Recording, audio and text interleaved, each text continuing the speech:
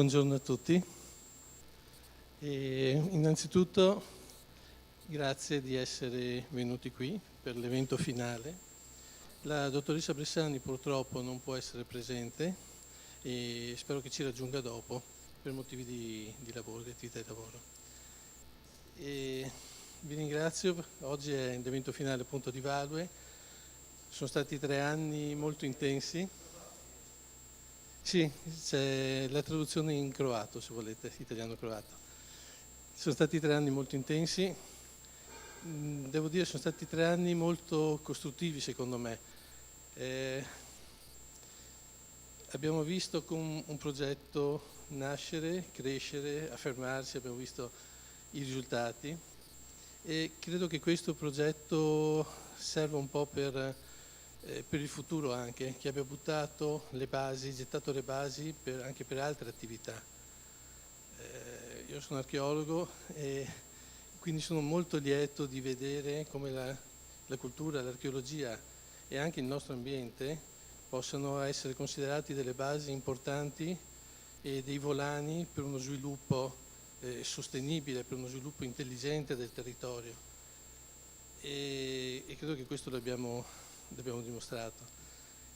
Mi è piaciuto molto il discorso anche del procedere su più linee parallele con la realizzazione del distretto culturale che appunto dovrebbe servire per il futuro, per cercare di programmare, di organizzare gli interventi sul territorio. E mi sono piaciuti anche molto tutti i progetti pilota che ormai sono conclusi, da quelli di Cherso, del recupero della via Apsi, sì, a quelli di Corciula, con la casa, l'edificio storico dedicato a Marco Polo e con il centro realizzato ad hoc, e anche quello di Castella con gli scavi archeologici e la valorizzazione del sito in prospettiva. Credo che siano tutte cose che avranno un futuro.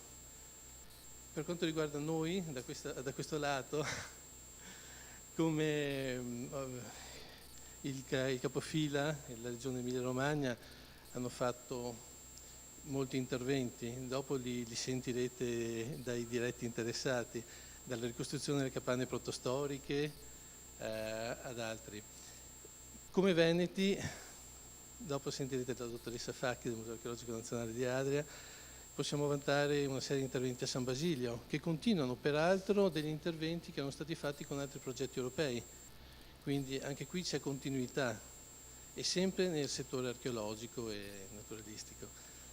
È stato bello perché appunto archeologia, ma anche un occhio di attenzione per le tecniche, le nuove tecniche, per la digitalizzazione, per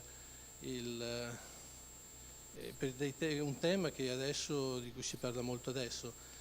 Innanzitutto la piattaforma digitale realizzata a cura della regione Emilia-Romagna, Diomede, in cui appunto verranno anche in futuro inseriti dati che abbiamo cominciato a inserire con la mappatura che avevamo svolto all'inizio, era un'attività propedeutica. E poi altre attività. Mi piace ricordare anche, ma sono di parte, anche una digitalizzazione di vetri archeologici, di cui parlerà dopo la dottoressa Facchi, che è un po' un caso, diciamo, sperimentale, è una sperimentazione che sta portando dei risultati. Ecco, grazie ancora di essere qui. Adesso avrebbe dovuto cominciare il lead partner, ma sono ancora in strada. Quindi, se fosse possibile, Angela Nazzaluolo, se potesse cominciare il suo intervento.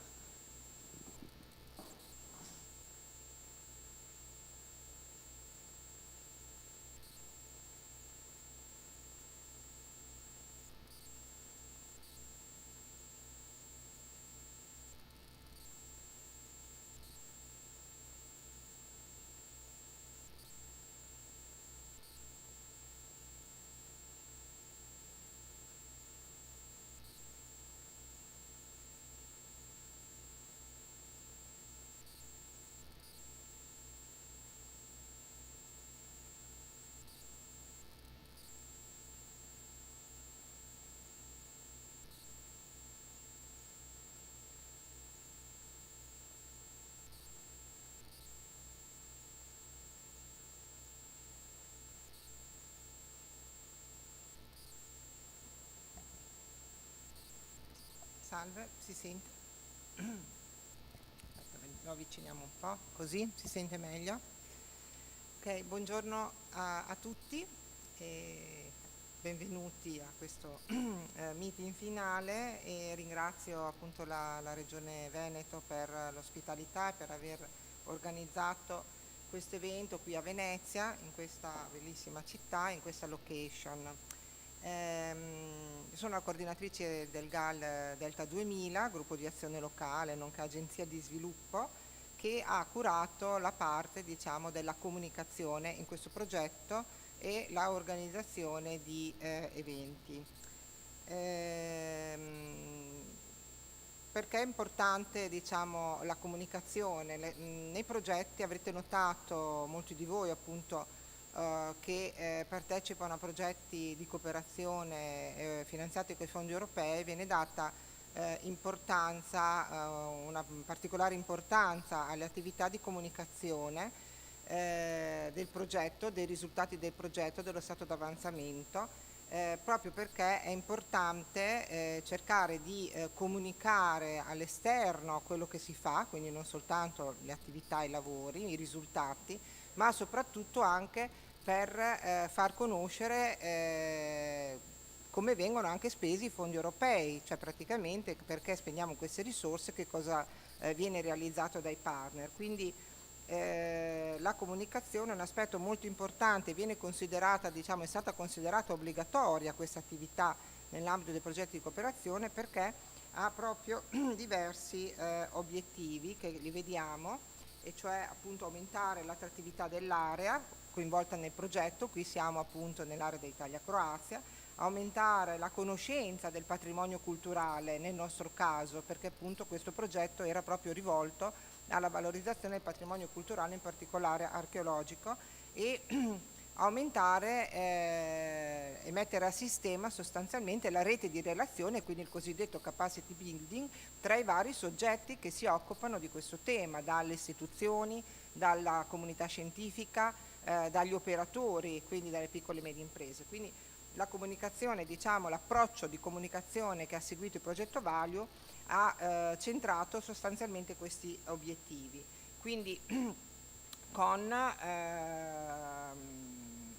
una serie di attività che erano rivolte al pubblico, a un target specifico, quindi al pubblico locale, alle istituzioni regionali e nazionali, alle piccole e medie imprese, alla comunità scientifica e al pubblico, quindi far conoscere sostanzialmente, rendere più attrattiva l'area da un punto di vista di quella che è l'offerta e l'eccellenza di carattere storico-culturale. Se pensiamo ad esempio ai nostri territori coinvolti nel progetto, quindi l'area della riserva della biosfera del Grande Delta, pensiamo appunto all'area dell'Emilia Romagna, l'area del Parco del Veneto. Quest'area in questi anni, diciamo, si è promossa ed è conosciuta più che altro per gli aspetti di carattere naturalistico ambientale. Ecco, mentre ci sono delle eccellenze di carattere archeologico e storico che grazie a questo progetto è stato possibile mettere in rete e promuovere anche con degli interventi pilota che poi vedremo.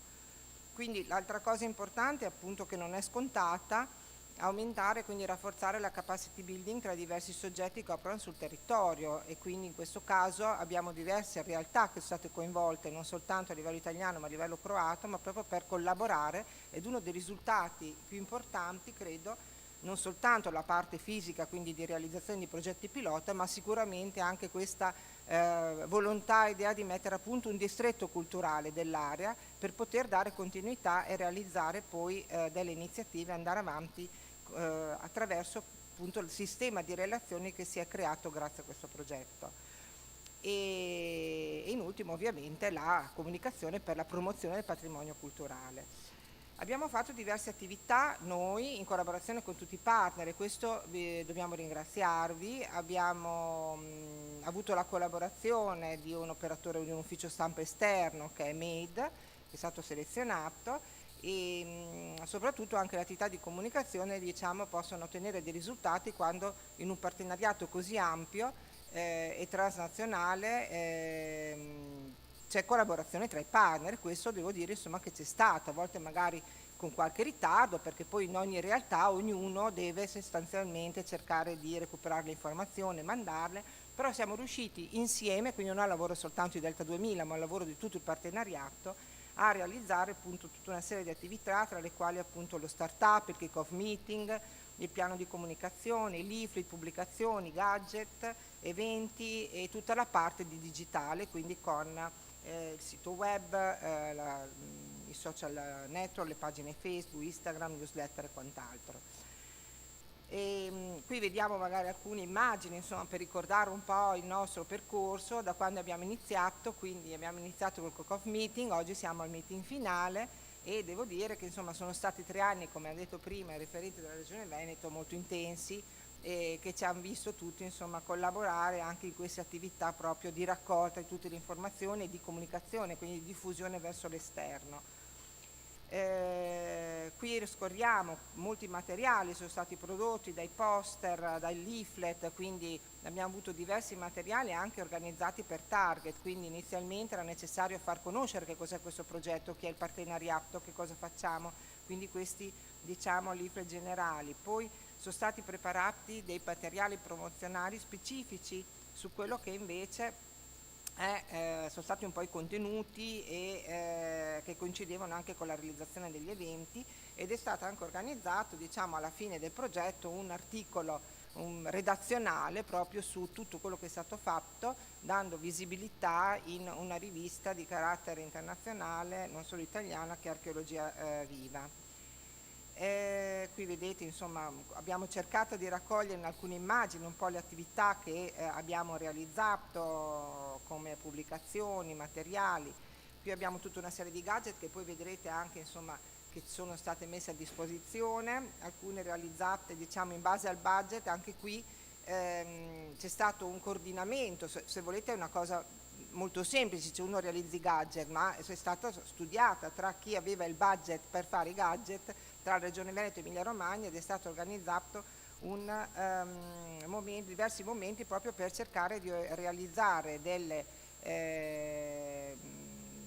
forniture che fossero magari anche idonee per comunicare il progetto, per comunicare anche i finanziamenti e quindi per dare la maggiore visibilità. Una parte importante è stata anche quella della realizzazione degli eventi. In ogni territorio sono stati realizzati diciamo, eventi di promozione e di disseminazione. Qui vediamo appunto alcuni esempi di quelli organizzati sia nell'area diciamo, dei partner croati che in area italiana, e nonché appunto le attività digitali, newsletter, i social, Instagram, insomma, quindi si è cercato veramente di dare una visibilità al progetto. A breve ci saranno anche online, perché li stiamo concludendo adesso, la parte delle storytelling. Credo che ecco, la parte delle storytelling sia una parte importante, perché adesso abbiamo raccolto le immagini, sarà importante inserire anche la parte umana, quindi le interviste diciamo, e il racconto degli operatori sul territorio, perché a livello di comunicazione, a livello comunicativo sicuramente cioè, è molto empatico e molto d'impatto il fatto di avere un racconto di un testimoni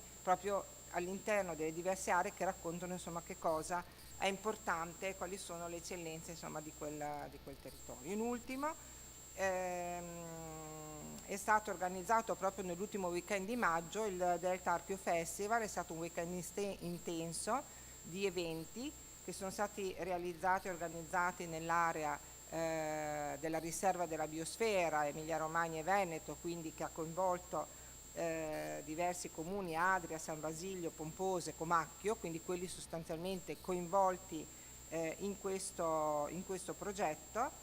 E gli eventi in questo weekend erano organizzati in archeo meeting, quindi è stata fatta questa promozione utilizzando sempre la parola archeo, quindi conferenze e meeting nei vari siti, laboratori di ricostruzione destinati alle scuole, al pubblico, alle famiglie con bambini, delle visite guidate nei vari territori per far conoscere quelle che sono le eccellenze del patrimonio culturale archeologico. Archeo Innova, quindi le presentazioni di alcuni momenti, di alcuni progetti innovativi multimediali che sono stati diciamo, presentati in occasione di questo, chiamiamolo tour, insomma, grande tour di queste 3 giornate. e sono stati organizzati anche degli itinerari, diciamo, più di area vasta, che mettessero in connessione non soltanto la visita al patrimonio storico-archeologico, ma anche alle eccellenze naturalistiche e alle altre eccellenze dei vari territori, e nonché anche alcuni eventi che sono stati realizzati, diciamo, nelle ore serali, proprio per cercare di raggiungere il grande pubblico, i cittadini, attraverso l'organizzazione in questi contenitori di carattere culturale, in questi siti molto belli, delle performance di danza, di musica o racconti teatrali. Quindi tutto questo è stato realizzato anche coinvolgendo proprio delle realtà locali, quindi non so, se pensiamo alla musica, alle scuole di conservatorio, se pensiamo al teatro, delle compagnie teatrali locali, quindi non pensiamo a dei grandi cioè a delle compagnie teatrali perché avevamo su un budget di un certo tipo, ma credo che questo sia stato veramente molto importante proprio per un maggiore coinvolgimento dei cittadini rispetto appunto ad eventi di questo tipo, quindi far conoscere effettivamente che c'è un patrimonio che va valorizzato e bisogna prendersene cura, appunto, che è la parte, diciamo, storico-archeologica. Sì, qui vediamo un po' di dati, cioè sono stati coinvolti 4 musei, 5 meeting archeologici e così via, insomma, sono stati fatti meeting, 5 meeting, insomma, in totale abbiamo conteggiato che ci sono stati più di 1200 partecipanti in questi eventi, considerando che un buon risultato, perché eravamo l'ultimo weekend di maggio, dove qui insomma c'era l'estate che era già scoppiata, abbiamo detto Dio, adesso qui abbiamo organizzato l'Archeo Festival e tutti vanno al mare perché era un venerdì, sabato e domenica. Ma possiamo dire che invece insomma gli addetti ai lavori ma anche il pubblico insomma siamo rimasti abbastanza contenti appunto della partecipazione, considerando appunto le location che erano state individuate, quindi un ottimo risultato. Vabbè, qua vedete un po' di immagini insomma sull'Archeo Festival. È stato organizzato anche un workshop con gli studenti delle scuole, in particolare degli istituti alberghieri ma anche di altre realtà, e infine è stata anche organizzata, diciamo, una conferenza, una educational tour rivolta a dei giornalisti che hanno visitato i siti dell'area della biosfera, ma soprattutto, diciamo, facendo vedere queste realtà di carattere storico-archeologico, mentre magari prima venivano per visitare più la parte naturalistica. Ecco, quindi prima di concludere, vabbè, vorrei dire come andiamo a continuare anche noi questo progetto. Già lo anticipava prima il referente della Regione Veneto. Noi siamo un GAL, quindi un gruppo di azione locale che lavora anche con i fondi del piano di sviluppo rurale, quindi LEADER. Nell'ambito del nostro piano, insieme all'altro GAL della parte veneta, che è il GAL Polesine del Tapò, che doveva venire oggi ma non è riuscito, abbiamo un progetto di cooperazione, quindi leader con questi fondi, tra i due parchi e i due GAL, e i due parchi, Parco Veneto, Parco Emilia Romagna e i due GAL. E praticamente anche in questo progetto abbiamo, diciamo, si intende dar continuità soprattutto per la parte anche della mappatura. Per esempio, cioè il fatto che sia stata avviata la mappatura, quindi con la schedatura del patrimonio storico-archeologico in collaborazione con le due regioni, Emilia Romagna e Veneto. L'idea è quella di utilizzare la medesima piattaforma, quindi abbiamo chiesto di utilizzare la medesima piattaforma di Diomede in modo tale da andare ad aggiornare le schede ed andare sostanzialmente ad implementare con ulteriori schede relative al patrimonio storico-archeologico, perché poi l'area, diciamo, del GAL comprende tutto il parco del Delta, quindi arriva fino a Classis che è a Ravenna. E tant'è vero che abbiamo previsto finanziamenti anche ad interventi pilota, quindi abbiamo in area Emilia Romagna 3 interventi pilota, uno a Portomaggiore, uno al Museo di Classis e un altro a Mesola, al Palazzo Ottagonale, dove Ariano Ferrarese verrà praticamente organizzata una mostra, un percorso espositivo utilizzando reperti archeologici che sono rimasti insomma al Museo di Ferrara, non utilizzati in qualche archivio, e quindi si darà vita di nuovo a questo percorso e verrà inoltre realizzato un itinerario, diciamo, metteremo a punto un itinerario di sistema, mettendo a sistema un po' collegando tutte le realtà storico-archeologiche tra la parte emiliano-romagnola e veneta, e collegato ovviamente anche con le altre eccellenze. Quindi come diceva appunto il rappresentante della Regione Veneto, andremo avanti e continueremo con questo progetto sempre in stretto raccordo per quanto riguarda quest'area, ovviamente tra le due regioni, Igale e Parchi. Ovviamente si apre poi tutta la cooperazione futura e la CTE 2021-2027 e quindi sempre col partenariato si può pensare appunto di come andare avanti ed eventualmente pensare a nuove progettualità. Io mi fermo qui, che non voglio rubare molto tempo agli altri relatori che sono arrivati, e vi ringrazio.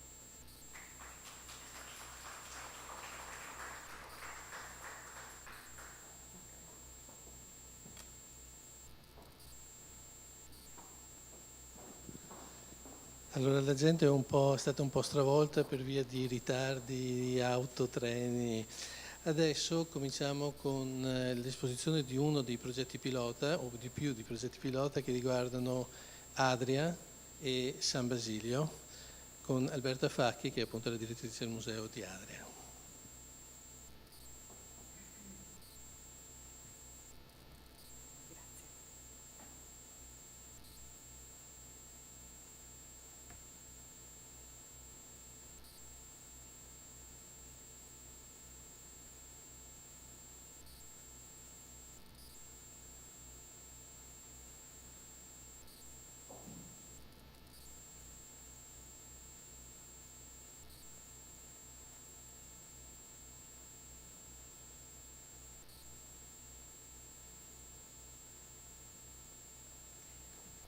Buongiorno a tutti, buongiorno. Con questo salto di programma forse andiamo in coerenza, perché tutti noi siamo uniti dall'Adriatico e io sono la direttrice del Museo Archeologico Nazionale di Adria, che è una vecchia signora, però una grande bella vecchia signora. Parlo a nome mio, a nome della collega Francesca Barion, architetto del Museo Archeologico Nazionale di Adria, ma anche delle colleghe della Soprintendenza Archeologia, Belle Arti e Paesaggio di Verona, Rovigo e Vicenza, le dottoresse Giovanna Falezza e Maria Cristina Vallicelli. Ho inserito qui anche il nome di Francesco Ceselin della Regione del Veneto come progettista insieme ad Ada Gabucci della parte della digitalizzazione e della catalogazione della vetrina dei vetri di Adria. Le due azioni pilota di Adria e San Basilio erano due azioni distinte e si sono rivolte sia all'aspetto della ricerca, sia a quello dell'accessibilità del patrimonio e a quello del restauro e della conservazione. Nella città di Adria sono stati effettuati dei carotaggi di ricerca e presso invece il museo Man Adria, come vedete dalla slide, sono state effettuate delle azioni che hanno implementato l'accessibilità al patrimonio. A San Basilio invece sono state effettuati attività di supporto agli scavi di età etrusca in corso a San Basilio attraverso altri progetti, altre progettazioni e un'importante azione di restauro dell'area archeologica di San Basilio. Partiamo dai carotaggi effettuati in centro ad Adria. Forse dovete sapere che ad Adria è difficilissimo scavare perché è una zona, almeno il centro storico, una zona altamente urbanizzata dove è veramente difficile trovare delle aree libere, oltre al fatto che c'è una difficoltà con la falda molto, molto alta, c'è una difficoltà ad effettuare scavi archeologici.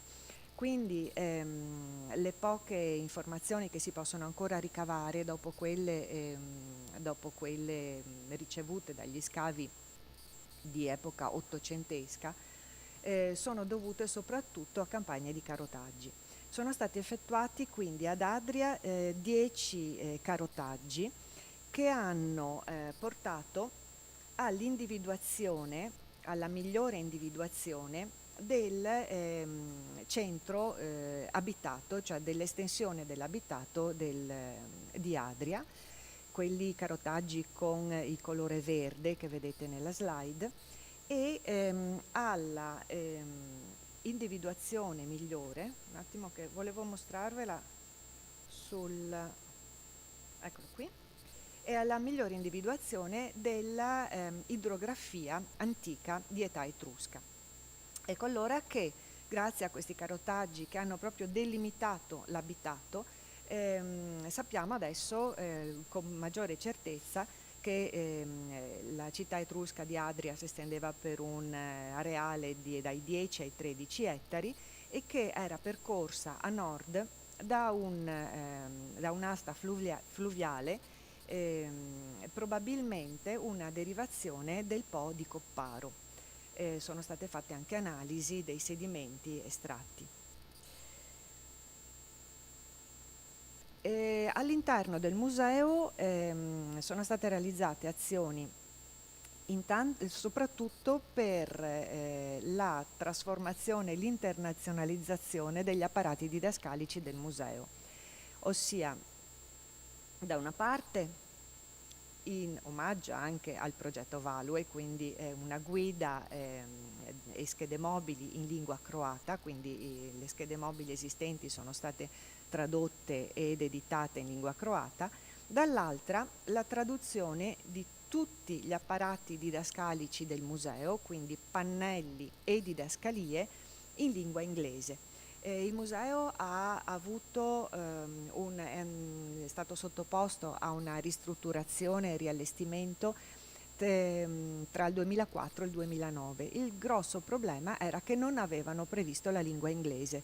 Quindi l'unico difetto che veniva sempre manifestato dai visitatori era quello che i visitatori stranieri non potevano fruire della visita.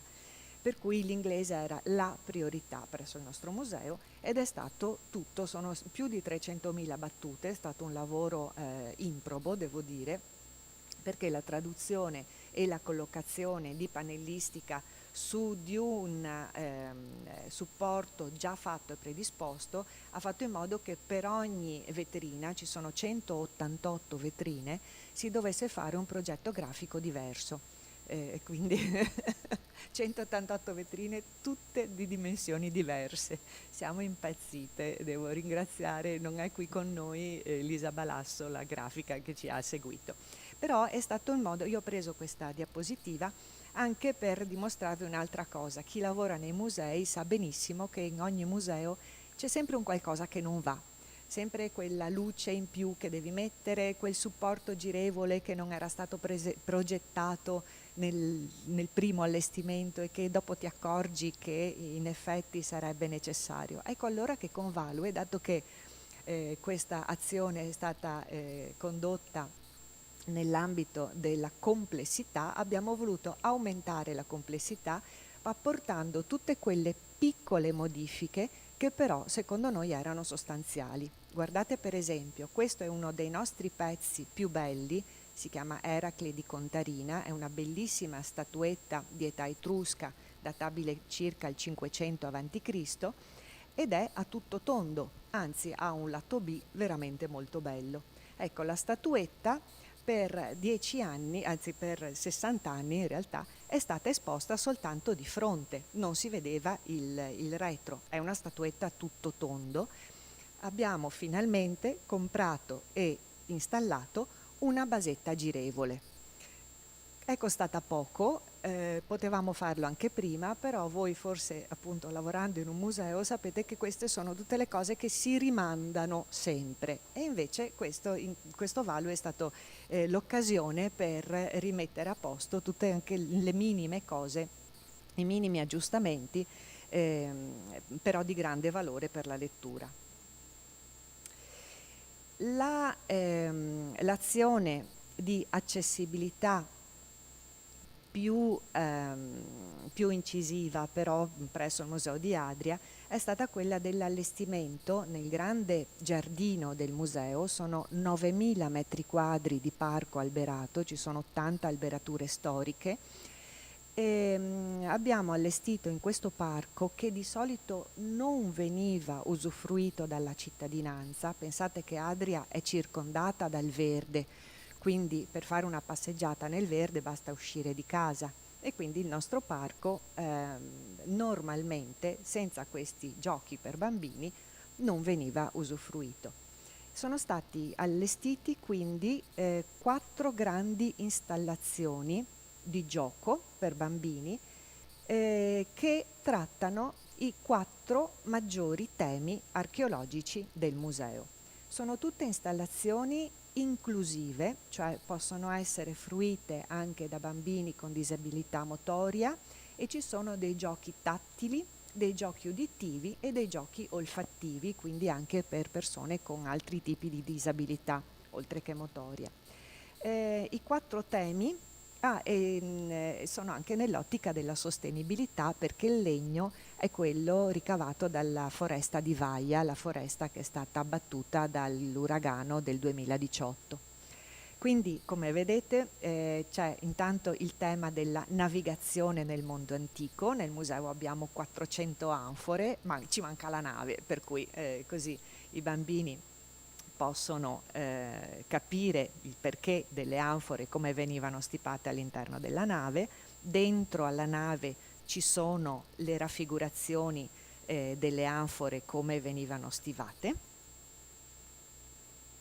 La tomba della Biga è la nostra sepoltura più famosa, con 3 cavalli e un carro di età probabilmente di cultura celtica. I cavalli sono enormi rispetto ai cavalli normali veneti, e quindi li abbiamo fatti in legno ad altezza in scala 1:1. Così si può dire alle scolaresche che visitano il museo, non soltanto, di solito durante le visite guidate si dice loro: questi cavalli erano enormi, pensate che lo stallone più grande era alto al Garrese 150 centimetri, e io di solito faccio così. Ecco, adesso potrò dire: andatevelo a vedere fuori quanto è grande un cavallo al Garrese 150 centimetri. È comunque un ausilio anche per noi. Sottolineo che il Museo di Adria ha una percentuale di scolaresche rispetto ai visitatori molto molto alta. Prima del Covid era circa un 80% rispetto a un 20% di visitatori adulti. Il percorso del fromboliere, questo racconta della viabilità in età romana, e abbiamo voluto fare un percorso a ostacoli in modo che un bambino da Atria, quindi la città romana di Atria, percorre la via Poppilia, perché abbiamo la ricostruzione con basoli originali di una strada romana nel parco del museo. Deve superare degli ostacoli lungo il fiume Padus e poi lungo il fiume Tartarus, attraversare i Septem Maria, sempre con percorsi a ostacoli, e arriva poi alla Mansio Atriani, che altro non è che il sito di San Basilio di Ariano nel Polesine, quindi il secondo sito che è stato interessato dal progetto Value. Abbiamo cercato quindi di legare i 2 siti in questo modo.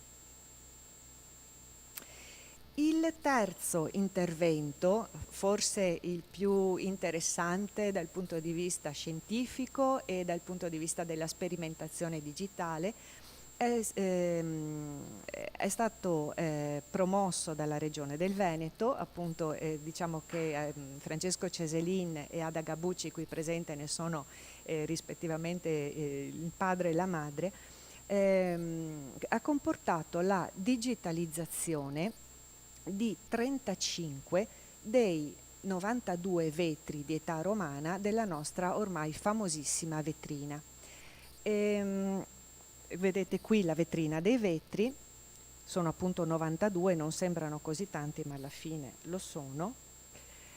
Il lavoro di digitalizzazione è stato particolarmente arduo e è stato proprio sotto questo aspetto che si è intervenuti con una sperimentazione, ossia forse qualcuno di voi sa meglio di me che i vetri sono particolarmente difficili da scansire con luce normale, perché sono trasparenti e quindi praticamente impossibili da scansire. Grazie all'intervento della ditta, alla proposta della ditta Altair 4 Multimedia e anche al parere dell'Istituto Centrale del Restauro, che ha analizzato le sostanze che venivano proposte dalla ditta, si sono trattati i vetri con uno spray opacizzante del tutto reversibile, del tutto, ed è stato quello la cosa per cui abbiamo autorizzato la scansione, che ha consentito quindi la ripresa dei vetri. Questo intervento penso che potrà essere anche pubblicato sulle riviste scientifiche, perché obiettivamente è un buon inizio per iniziare una scansione 3D dei vetri dei musei archeologici. I vetri poi sono stati naturalmente fotografati, tutti, ma in questo caso particolarmente vedete una ripresa fotografica finalizzata a prendere la texture dei vetri stessi.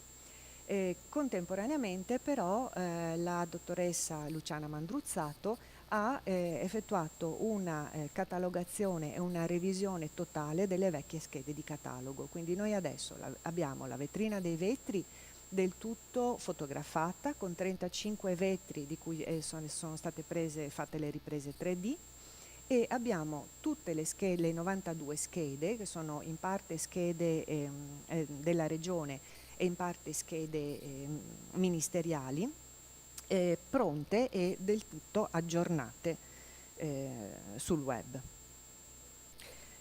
Vi faccio vedere,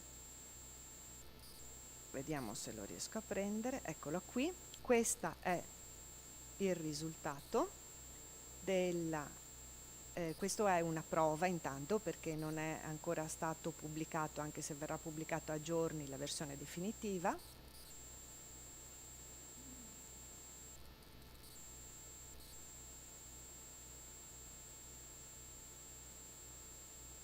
E questo è l'oggetto 3D. Vedete, spero si veda bene il schermo. Sì, sì. Eccolo qui. Come vedete si è riusciti a rendere anche la trasparenza all'interno dell'oggetto. Io devo dire che avevo le mie perplessità all'inizio e invece sono contentissima, veramente non pensavo che sarebbe venuto così bene il risultato finale. Naturalmente i vetri verranno anche corredati di una piccola scheda informativa per sapere datazione, di che produzione si tratta e così via. Ecco.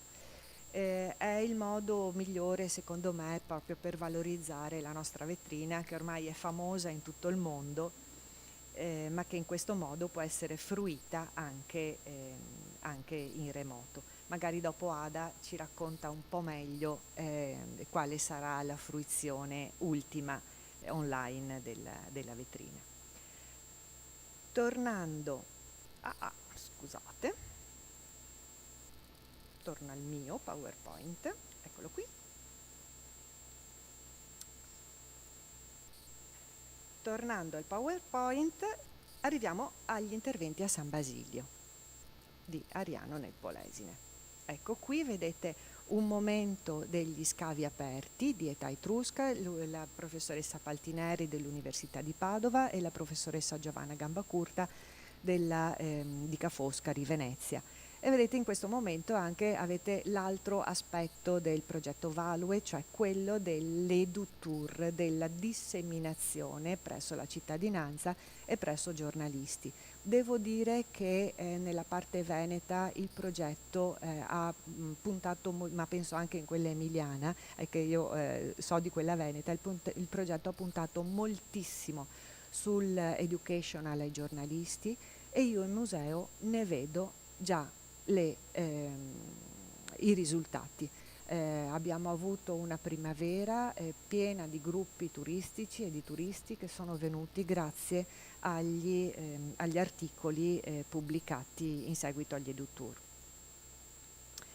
Ed ecco invece l'azione più importante su San Basilio, cioè più importante, che economicamente ha comportato il maggiore sforzo su San Basilio. Questa è la copertura installata sull'area archeologica di San Basilio attraverso un Parsiad 2006-2012 mi sembra, quindi ancora un progetto Interreg.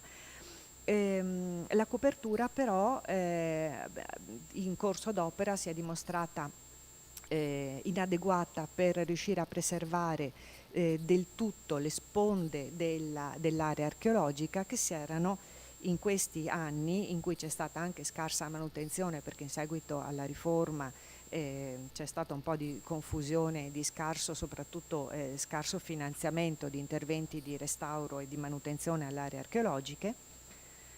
Quindi si è messo mano al restauro dell'area archeologica esistente. C'è un grande magazzino, un enorme magazzino di età romana e un importantissimo battistero paleocristiano con annessa chiesetta e necropoli in quest'area archeologica che conta svariate centinaia di metri quadri. E come vedete questo era il prima, diciamo, di come si presentava l'area archeologica prima degli interventi. Questo invece è un momento in corso d'opera. Io sono stata ieri, i lavori stanno andando avanti, quindi ci sono lavori di ampliamento della copertura in modo che non ci sia le falde non facciano percolare l'acqua all'interno dell'area archeologica. Si è sistemato con una pannellatura di legno tutta questa parte spondale e si sono puliti il fondo di questi sono grandi pilastri pertinenti al magazzino di età romana. Laddove ci sono laterizi si sono puliti, mentre invece verrà effettuato un altro intervento dove i laterizi invece sono saltati via. Devo dire che appunto quando sono arrivata ieri in area archeologica era irriconoscibile. Devo anche ringraziare Marco Bruni, che so che si è speso molto sia per la progettazione che per la conduzione dei lavori di restauro. Ecco la parte di education. Presso il museo abbiamo promosso in particolare la nostra attività più famosa, che si chiama Vietato non toccare, cioè il museo mette a disposizione dei visitatori che lo richiedano dei reperti originali per una visita guidata insieme, una visita tattile guidata. Non mettiamo a disposizione reperti originali lì perché la gente li tocchi da sola, bisogna sempre comunque avere una mediazione culturale, perché altrimenti sono anche pezzi brutti in realtà, ma raccontati da un archeologo forse hanno il loro fascino. E un'altra attività esperienziale, cioè quella di far scavare o non scavare, ma attività collaterali allo scavo per i giornalisti che così hanno sperimentato. Grazie, finito.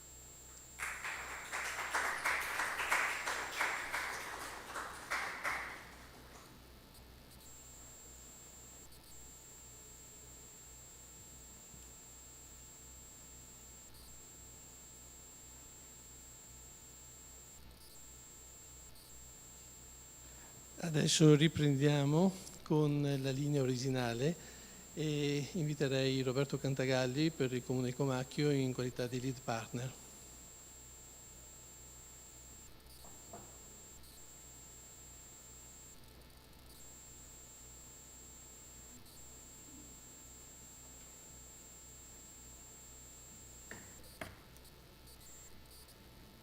Buongiorno, io mi scuso per questo ritardo legato ai problemi che abbiamo avuto con i mezzi provenendo da Comacchio, quindi cercherò anche di recuperare il tempo che vi ho fatto perdere. Oggi siamo nella fase, nel momento conclusivo di un progetto che è stato veramente molto significativo. Io Non mi voglio soffermare sul dettaglio delle singole azioni e dei progetti pilota che verranno illustrati nel corso della mattinata, che sono veramente significativi.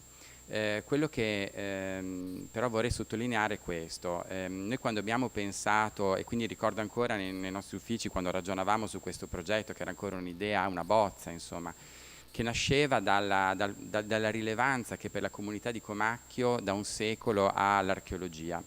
Comacchio è una piccola cittadina nel delta del Po che convive con una importantissima scoperta archeologica dal 1922, per cui quest'anno è decorso anche il centenario della scoperta della città di Spina, che è stato uno degli empori più importanti dell'antichità e un punto di connessione tra il mondo etrusco e comunque l'Europa centro-settentrionale e il Mediterraneo. E quindi convive da un secolo con questa scoperta, e ci siamo chiesti se l'archeologia e l'investimento culturale in generale potesse essere una leva di sviluppo, una leva strategica di sviluppo per un territorio. Quindi da qui il progetto Value, valore, proprio per attribuire valore all'investimento culturale.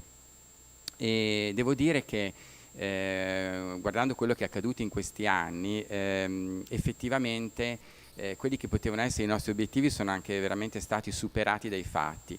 Pensate che nell'ambito del programma Next Generation EU, quindi nell'attuazione del programma Next Generation EU, per nei fondi collaterali al Piano Nazionale di Ripresa e Resilienza, il Delta del Po ha beneficiato di un finanziamento molto significativo, circa 55 milioni, e il progetto strategico di sviluppo proprio attraverso l'investimento culturale del Delta del Po è stato individuato proprio nel progetto Value. Quindi questo è un progetto che ha travalicato quelli che erano i limiti territoriali tra l'Emilia Romagna, il Veneto e ovviamente la Croazia, ed è stato preso dallo Stato italiano come progetto pilota, come progetto simbolo per la ripresa, dopo ovviamente la crisi pandemica, nell'area del Delta del Po, un'area che presenta molte criticità ma anche molte potenzialità.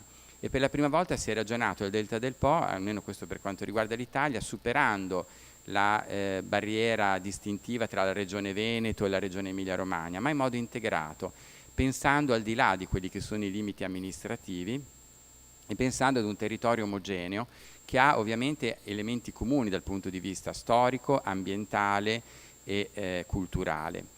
E questo è stato veramente il valore di questo progetto, che noi abbiamo proprio concepito come progetto di sistema, cioè un progetto che ci ha insegnato il valore del ragionare insieme, superando, come dicevo, le barriere amministrative. Prima la direttrice del Museo Archeologico Nazionale di Adria ha citato un collega di Comacchio, e questo è proprio, ed è stato proprio lo spirito, cioè superare le distinzioni, mettere insieme le risorse indipendentemente, diciamo, dai soggetti dai quali queste risorse provenissero, soprintendenza, direzioni musei, comuni, parchi, perché ovviamente diciamo nel progetto è anche diciamo partner l'ente parco del Delta del Po della regione Veneto, oltre che ovviamente il GAL Delta 2000 che rappresenta in qualche modo il parco della regione Emilia Romagna. Quindi lavorare insieme, mettere insieme le energie e soprattutto coinvolgere tutti i soggetti, tutti gli attori. Cioè noi quando abbiamo pensato al progetto Value abbiamo pensato a fare in modo che la filiera culturale incontrasse la filiera turistica, che l'attività di ricerca scientifica a livello archeologico, come abbiamo visto, si coniugasse però con la formazione, quindi con tutti i fattori del capitale territoriale, quindi la formazione, quindi l'investimento sul capitale umano, una formazione che è partita dalla scuola primaria con dei laboratori che avevano come obiettivo quello di far capire ai giovani il valore delle risorse territoriali, cioè quanto sia. È ovvio che se vogliamo investire, se vogliamo puntare sull'investimento culturale dobbiamo innanzitutto avviare un percorso di consapevolezza delle comunità, quindi da qui la formazione, come dicevo la scuola primaria, la scuola secondaria fino all'università, tant'è che appunto grazie al progetto Value abbiamo sostenuto un master universitario proprio per un approccio manageriale diciamo alla gestione dei beni culturali. E questo è quello che è stato fatto, ma come dicevo è un progetto questo di prospettiva, per cui noi stiamo ragionando, no, sul versante italiano e poi vedremo anche su quello croato come si stanno sviluppando le relazioni. Stiamo ragionando proprio per addivenire nel breve termine ad un distretto culturale sovraregionale, cioè quindi, come dicevo, superare i confini amministrativi e trovare una governance snella che consenta di valorizzare le risorse di un territorio omogeneo, al di là appunto, quindi superando la frammentazione che in molti casi è un limite. Quindi questo è un obiettivo, poi nel dettaglio vi parleremo anche di come questa nostra idea si sta sviluppando e come poi intenderemo attuarla nei prossimi anni.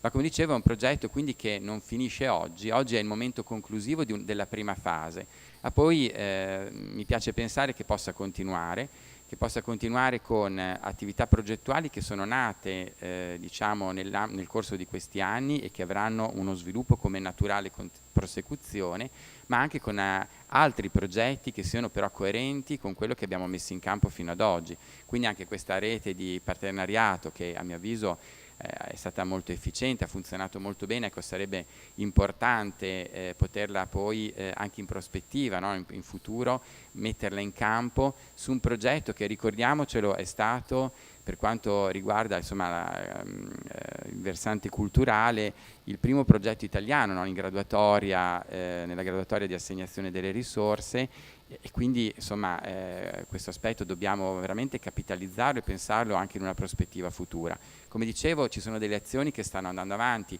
Noi a Comacchio da qualche decennio non vedevamo delle campagne di scavo in modo significativo sul territorio, essere presenti in modo significativo sul territorio. Un'università ha scavato limitatamente su una porzione minima di quello che è l'abitato di Spina, che è stato scoperto dopo la necropoli, che appunto fu scoperta nel 1922, l'abitato è stato scoperto nel 1956 e da allora soltanto il 5% dell'abitato è stato scavato. E l'Università di Zurigo ha scavato su un'abitazione per qualche anno, 15 giorni all'anno, ma appunto su un'abitazione. Il nostro obiettivo era quello di riprendere l'attenzione sul valore e sulle risorse archeologiche del nostro territorio, promuovendo delle campagne di scavo.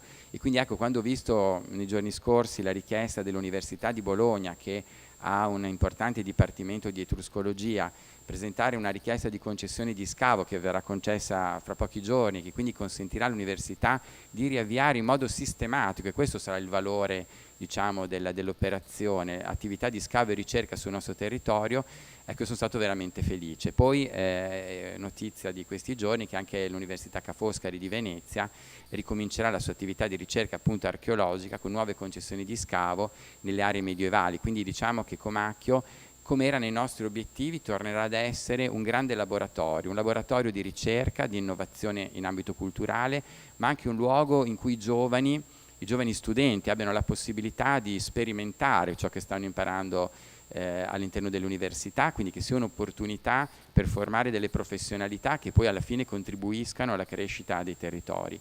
Attività di scavo che noi concepiamo però in una logica di archeologia pubblica, quindi dovranno essere veramente attività che si incroceranno con quelli che sono diciamo gli interessi degli appassionati, ma noi vorremmo che anche la filiera turistica vedesse in queste attività delle opportunità, quindi stiamo lavorando anche con gli imprenditori per far capire il valore di quelle che sono le risorse culturali del nostro territorio, in modo tale che possano questi imprenditori poi strutturare la loro offerta turistica tenendo conto appunto anche di questi valori. Quindi come dicevo, il progetto Value oggi termina la sua prima parte, ma a noi piace pensare che insomma sia soltanto il primo passo di un lungo percorso che metterà al centro dell'attenzione e di quella che è la visione di crescita dei territori, delle comunità, proprio l'investimento culturale. E penso che la cultura e l'attenzione per la cultura in questo momento, in un'Europa che è appena uscita e sta uscendo da una crisi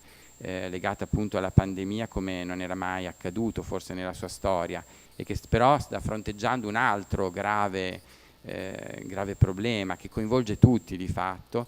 Insomma, ecco, penso che puntare alla cultura che unisce, come sappiamo, sia veramente una cosa importante, proprio per sensibilizzare le comunità e creare le condizioni per una crescita che sia attenta, sostenibile, che sia attenta alle specificità delle comunità e dei territori. Ecco, penso che il progetto Value ci abbia insegnato a lavorare con questa attenzione e come dicevo a lavorare insieme, che questo è il grande valore, puntando degli obiettivi di prospettiva che non sono legati strettamente alla durata del progetto, ma ai processi che il progetto ha innescato e spero possa continuare ad innescare.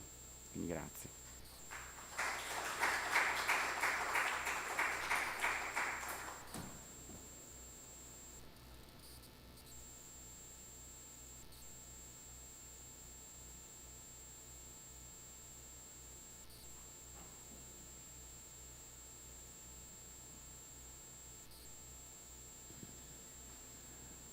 Allora adesso, continuando con il programma, consideriamo due momenti che sono stati molto importanti: la mappatura del territorio e quindi l'analisi delle realtà archeologiche, naturalistiche, turistiche e la realizzazione di una piattaforma digitale in cui inserirle. Come dicevamo prima, è un lavoro in progress, è un lavoro che continuerà anche negli altri anni. In questa piattaforma naturalmente sono presenti tutti i partner e altre cose, forse adesso possiamo dare in anteprima anche una notizia positiva della conclusione di un lavoro di cui abbiamo accennato poco fa. Vi chiedo qualche istante ancora di pazienza perché stiamo caricando questo link e dopo appunto potremo parlare di Diomede, della mappatura. Cosa?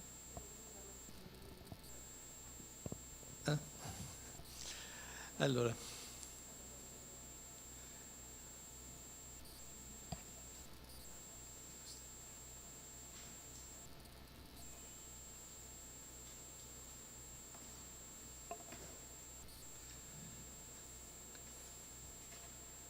per fare questa mappatura abbiamo utilizzato tutta una serie di risorse già esistenti, da banche dati a quelle del catalogo regionale dei beni culturali, a quelle naturalmente nazionali del CCD, a quelle dell'Emilia Romagna, e penso che siamo riusciti a fare un bel lavoro di raggruppamento, di collegamento fra queste cose. Per quanto riguarda dopo gli altri lavori, per esempio quello sui vetri di cui adesso parleremo, c'è a monte un contatto, una collaborazione interistituzionale fra l'ICCD, che è l'Istituto Centrale per il Catalogo e la Documentazione, noi della Regione del Veneto, il museo e altre realtà. I partner sono stati estremamente sensibili nell'appoggiarci in questa attività sperimentale.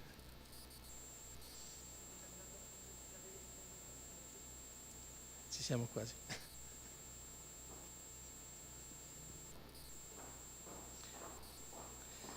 Il programma dopo proseguirà sempre da Copione con gli Spina Open Air Archaeological Park and Digital Historical Archive of Pomposa Abbey di Marco Bruni, sempre per il comune di Comacchio.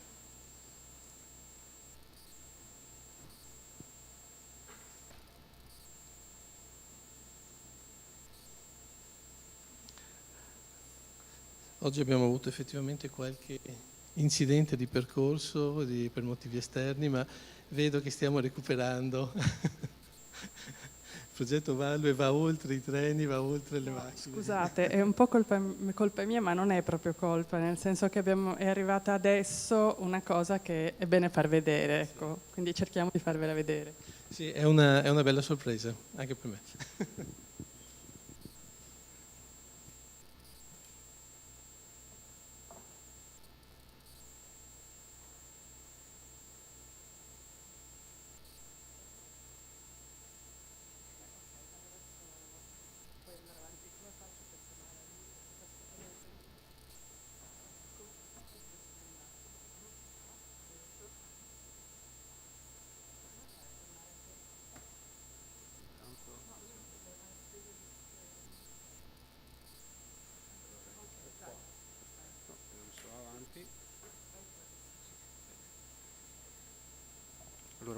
Buongiorno, io sono Federico Rosa di Habitat Sistemi Informativi Territoriali, l'azienda che ha sviluppato il portale Diomede, che praticamente è il contenitore di tutti i dati che sono stati raccolti e messi a sistema durante il progetto Value.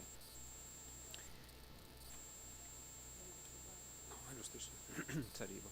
In cosa consiste? È una piattaforma basata su una mappa per agevolare la navigazione sul territorio da parte del turista e di chi va a fruire delle informazioni che sono state raccolte. Le caratteristiche principali sono, ed è quello che è stato chiesto nel bando per la realizzazione, sono che la piattaforma fosse accessibile sia da desktop che da mobile, però senza che ci fosse necessità di installare sui telefonini, sugli smartphone, delle applicazioni, ma che quindi tramite lo stesso link di accesso dal web, da desktop, fosse possibile accedere anche in mobilità. E che ci fossero delle funzioni che dopo vedremo nel dettaglio per agevolare i visitatori alla scoperta dei punti di interesse e dei percorsi che sono stati ideati e caricati nel portale. Ogni punto di interesse poi è stato arricchito con degli approfondimenti e delle informazioni raccolti dai vari specialisti e che in questo momento sono stati caricati, ma il sistema è studiato perché anche in futuro, nel tempo, le informazioni possono essere aggiornate ed aumentate. Quindi se ci fosse, per esempio, abbiamo sentito i nuovi scavi che ci saranno sul comune di Comacchio, se emergeranno nuove evidenze potrà essere inserito un nuovo punto di interesse con la scheda di approfondimento, i link e quant'altro. E anche per esempio il link che è appena arrivato collegato al Museo di Adria può essere inserito e fruito già direttamente a partire da Diomede. Ho messo qualche print screen del portale che è accessibile dal link diomede.parcodeltapo.org. Vedete che praticamente l'accessibilità è a tutto schermo come un Google Maps. La cosa importante è che però, a differenza di Google Maps, queste informazioni sono contenute all'interno dei server di un partner, okay? E quindi l'informazione è messa al sicuro anche per quanto riguarda la proprietà dei dati e la privacy. La stessa cosa che abbiamo visto prima su desktop è accessibile, come abbiamo detto prima, e questa è la schermata che si vede se voi accedete al link che vedete qua sopra tramite cellulare. Questo è un esempio di fatalità di Adria, visto che abbiamo visto prima i vetri. Vediamo come trovarli anche sulla piattaforma Diomede. In pratica qui c'è una schermata con l'immagine satellitare al posto della cartografia tematica che avete visto prima. Selezionando uno dei punti di interesse si attivano le schede di approfondimento con una fotografia di descrizione, i link come ho detto prima, e una schermata di approfondimento con i testi sempre ovviamente in italiano e in inglese, e tutto il sistema è anche per quanto riguarda i comandi switchabile sia in italiano che in inglese. Quindi queste sono le schede che tutti i punti di interesse hanno al proprio interno. Nel sistema sono stati caricati punti di interesse di tipo, e lo vediamo qui, beni naturalistici, beni ovviamente archeologici e artistici, beni archeologici, architettonici artistici, beni archeologici e attività economiche. E poi sono stati caricati 3 tipologie diverse di percorsi, in modo tale che fosse già proposto al turista un percorso che andasse a collegare i punti che durante le analisi che sono state effettuate durante il progetto sono stati individuati come i più interessanti, i più importanti. Quindi il sistema propone già dei percorsi preconfigurati, però tra le funzioni che ci sono c'è la possibilità di navigare tra i punti di interesse e di costruirsi il proprio percorso e poi andarlo a navigare tramite il proprio navigatore per raggiungere i vari punti che sono stati individuati. C'è la possibilità per fare questo appunto di andare a cercare e quindi capire se io voglio andare a vedere che so, delle evidenze archeologiche, oppure andare a trovare delle informazioni per quanto riguarda l'ambiente, ok? Posso cercarle nel sistema con un sistema di ricerca agevolato. Altra cosa interessante è che io, se mi trovo sul territorio e sono su una posizione, io posso chiedere al sistema di dirmi che cosa vedo, che cosa posso trovare nelle vicinanze. Quindi tramite il GPS io dico al sistema sono qui, e posso chiedere dammi per esempio le attività economiche vicine a questo punto, in modo tale che per esempio posso decidere dove andare a mangiare o dove andare a comprare un souvenir in pratica. Questo per quanto riguarda quello che vede il turista. Quindi il turista vede delle schede di approfondimento di ogni punto di interesse che è stato inserito nel sistema grazie allo studio che è stato fatto dagli specialisti all'interno del progetto Value. Il turista vede dei percorsi già preconfigurati o può costruirsi il proprio percorso.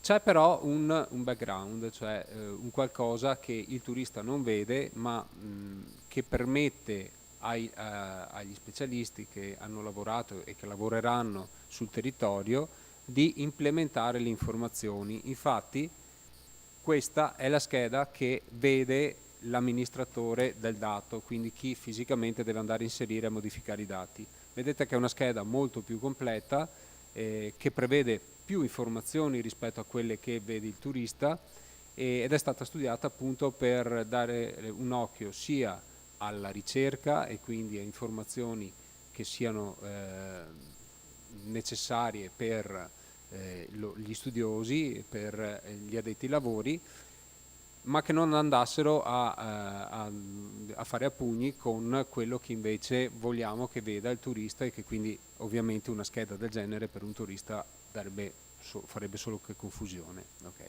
Quindi il progetto è stato studiato mediante lo stesso link, sia per la fruizione dal punto di vista degli specialisti e dei professionisti, e per quanto riguarda il turista. A questo punto lascio la parola ad Ada Gabucci, che ha curato sia la ricerca e l'inserimento dei dati all'interno del portale, e poi vi farà vedere la novità che è appena arrivata.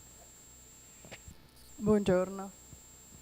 Sì, allora nella prima fase io ho fatto la parte noiosa, cioè ho fatto la mappatura, cioè la struttura della mappatura per la raccolta dati, e ho raccolto i dati per il Veneto.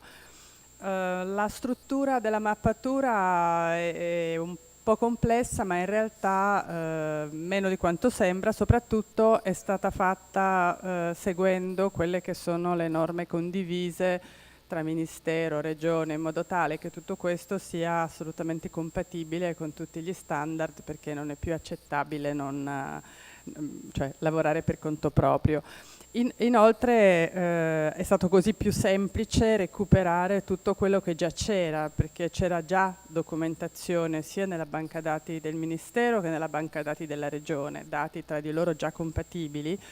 E questa è stata l'occasione peraltro per fare degli aggiornamenti, delle modifiche. C'erano molti beni architettonici, sto parlando del Veneto, perché la struttura valeva per tutto, ma poi dei dati mi sono occupata del Veneto.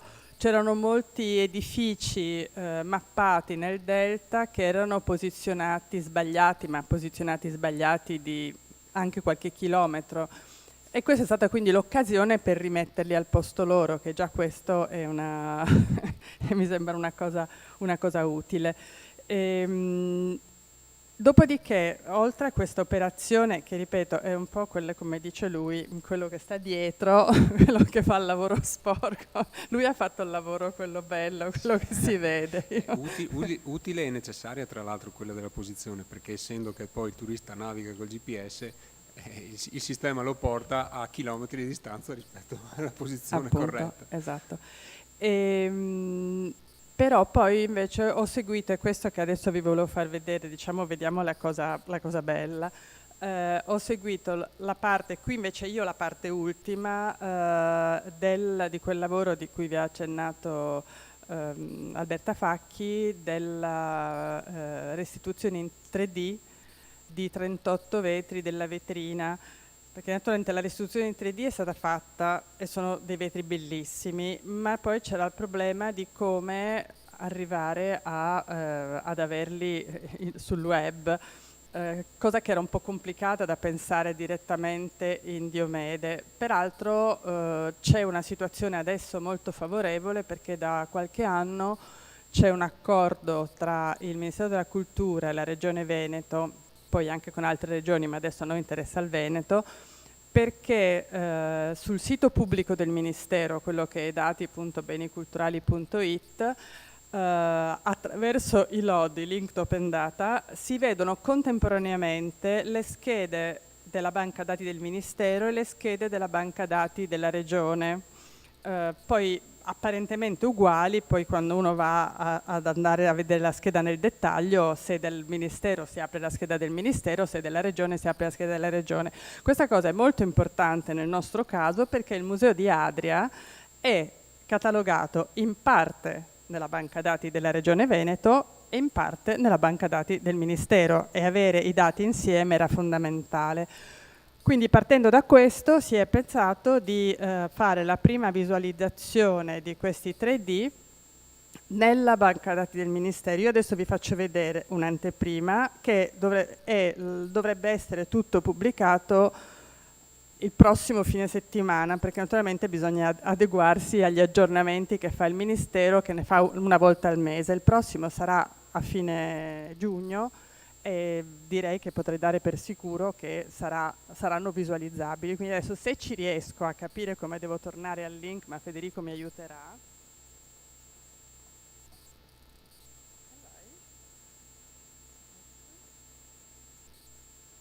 Eccolo. Praticamente non si vede, eccolo lì, è perché non si vede, perché lui ha fatto estendi, non vedi più, cioè duplica, eccolo, ok, vabbè, sì. Praticamente questo, che adesso io non vedo più ma capisco, sì, semmai lo fai andare tu, normalmente questa è la scheda semplificata che compare sulla banca dati del Ministero, sia che sia una scheda del Ministero, sia che sia una scheda della Regione, ma l'immagine è un'immagine fissa. In questo caso sarà uguale, solo che la prima immagine sarà il 3D dei vetri. Questo è un esempio, adesso ci metto solo un momento a caricare, poi il 3D è navigabile, e tutto questo viene raccolto anche in un percorso legato proprio alla vetrina dei vetri del Museo di Adria, e se lo giri, ecco, bravo, se fai così. Tra l'altro questa operazione del 3D è venuta bellissima, se posso dire, non era facile fare il 3D dei vetri. Per cui insomma sembrava carino farvi vedere questa anteprima che cioè, è arrivata stamattina, quindi darei per sicuro che entro l'inizio, sì, direi che nel prossimo fine settimana dovrebbe esserci questo aggiornamento, potrà essere giorno più giorno meno, e si vedranno tutti così. Vi ringrazio.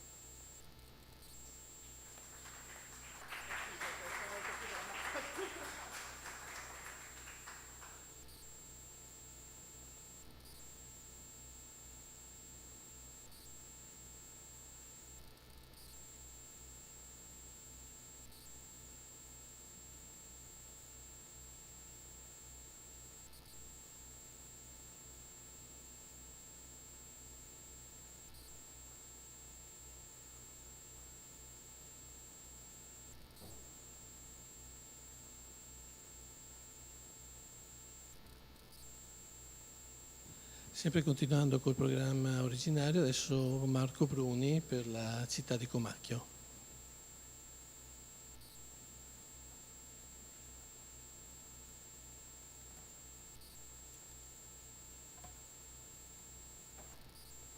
Buongiorno a tutti. Un secondo che carico la presentazione.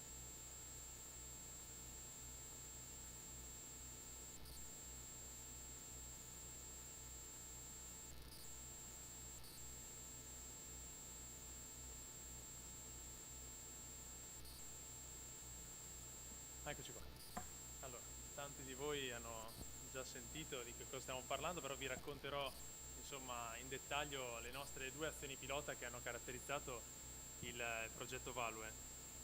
Per quanto riguarda, vabbè, noi siamo a Comacchio, la conoscete tutti, chi non è venuto dovrà venire presto a trovarci, penso ai nostri amici croati, e abbiamo un territorio incredibile fatto da paesaggi mozzafiato sulla laguna, abbiamo percorsi ciclabili, abbiamo un incredibile museo che raccoglie tutta la storia del territorio, quindi partendo dall'età protostorica per arrivare alle fasi altomedievali della città. Quello che manca, quello che mancava in realtà è la valorizzazione di un grandissimo sito che è Spina. Spina sorge a circa 7-8 km da Comacchio all'interno, ma è un sito che a dispetto della sua, diciamo, della sua fama e quindi a dispetto dei corredi, delle grandi necropoli, abbiamo più di 4.000 tombe, abbiamo migliaia di vasi greci ed etruschi che si possono confrontare solo con il ceramico di Atene, quindi abbiamo un patrimonio veramente eccezionale. Per quanto riguarda la città siamo in serie difficoltà perché non riusciamo a valorizzarla così com'è. Perché? Perché la città fu costruita in legno, argilla e paglia. Quindi oggi quando la andiamo a scavare abbiamo pochissime evidenze, abbiamo, come vedete nelle immagini, buche di palo, qualche trave, qualche piccolo resto di un canale. Quindi quando i turisti arrivano e quei pochi turisti fortunati che hanno potuto ammirare gli scavi di Spina rimangono molto delusi perché si fa fatica a comunicare quello che un tempo era questa grande città. E abbiamo così intrapreso una scelta drastica. Oggi vedete quello che un tempo era Spina, oggi non è altro che un campo coltivato, a fianco sono sorti negli anni stabilimenti di cereali, quindi diciamo che la zona ha perso che cosa? Ha perso il suo legame con l'acqua. Spina sorgeva a circa 3 km dal mare, lungo la sponda dell'antico corso del Po, quindi un fortissimo legame con l'acqua che caratterizzava questa città. Oggi, come vedete, si è completamente perso e abbiamo tentato di creare appunto uno spaccato di quello che era l'antica Spina.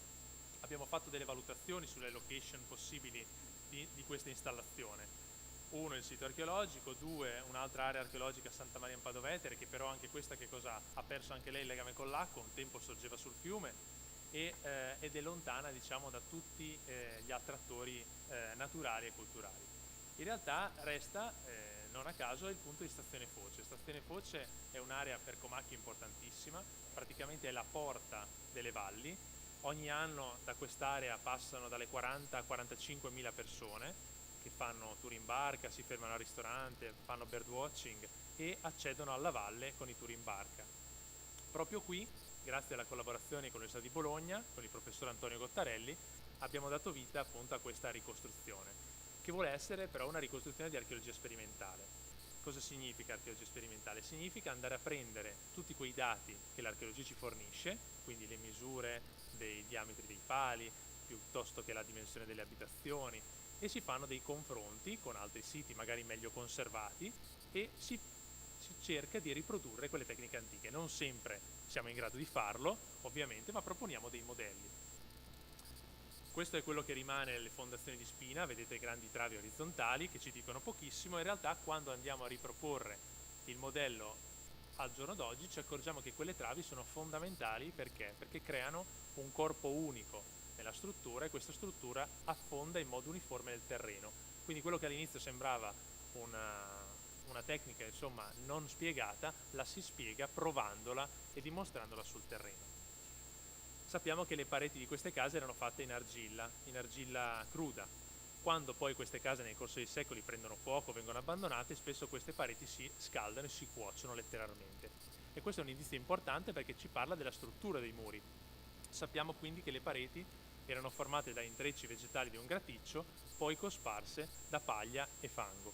E abbiamo riprodotto esattamente questo tipo di strutture. Stessa cosa vale per i pavimenti. Dovevano avere sicuramente dei pavimenti in assito ligneo, quindi grandi tavole di legno. A Spina non li abbiamo ancora trovati, però li abbiamo trovati ad Adria, nelle stesse fasi, nello stesso periodo, sempre un'altra città etrusca, quindi ragionevolmente supponiamo appunto l'esistenza di questi pavimenti e li siamo andati a riproporre. Poi ci basiamo ovviamente sui modelli che alcuni oggetti archeologici, in particolare queste sono delle urne di terracotta e in metallo, ci danno della forma del tetto, perché noi quando scaviamo, archeologicamente parlando, recuperiamo solo la parte fondale, la parte basale della costruzione. Tutto quello che è l'alzato ce lo dobbiamo un po' immaginare, ma ce lo immaginiamo come? Guardando proprio questi confronti. Vi faccio notare solo quel particolare di travi che sorreggono, appunto tengono fermo questo tetto in materiale reperibile, e ci basiamo ovviamente anche sugli esempi etnografici, quindi andiamo a vedere quelle popolazioni nel mondo che usano le stesse tecniche non perché si siano mai parlati, vedete esempi in Giappone, della Micronesia, per arrivare poi al delta del Po, ma perché l'uomo ovviamente davanti agli stessi problemi trova le stesse soluzioni. E ci siamo accorti che tutti questi esempi portano questi grandi tetti inclinati con un'inclinazione di circa 45 gradi. E questo perché? Perché la canna di per sé non è impermeabile, quindi voi dovete creare un angolo molto acuto in modo che l'acqua scivoli da canna a canna e sia portata all'esterno. Vi posso dire che ormai sono 2 anni che abbiamo le strutture, diciamo, realizzate a Stazione Foce e non è ancora entrata una singola goccia d'acqua durante tutto questo tempo. Le case erano separate da una serie di canali perché Spina sorgeva su isolati rettangolari, quindi dovete immaginare piccoli canali che tagliavano l'intera città. Questo perché? Per drenare intanto le pinne del fiume e anche ovviamente per allontanare tutti i rifiuti organici che si producevano nell'arco della vita della città. E queste sono le fasi proprio di realizzazione, quindi siamo andati ad occupare questa piccola penisola che era in stato di abbandono, veniva semplicemente attraversata dalle persone per andare a prendere le imbarcazioni. Oggi invece la vedete così, quindi abbiamo questo forte legame con l'acqua, abbiamo queste costruzioni che seppure sono molto grandi dimensioni non impattano nel territorio perché fondamentalmente usano gli stessi materiali di cui è composto il nostro territorio. E abbiamo a nostro avviso rivalutato l'area. Questa è la foto satellitare 2020 e il cambio 2021, oggi è cresciuta molta più vegetazione, quindi il paesaggio è ancora più bello e siamo prossimi all'inaugurazione. Queste sono le immagini delle abitazioni che abbiamo realizzato, questo è l'interno, stiamo provvedendo poi al loro arredamento. Una di queste diventerà la sezione open air del museo Delta Antico, l'altra invece sarà un'aula didattica a disposizione di tutti, di chiunque voglia appunto fare attività sul territorio, non solo archeologia, penso al bear watching, penso a incontri sulla natura, quindi a disposizione del parco e del comune di Comacchio.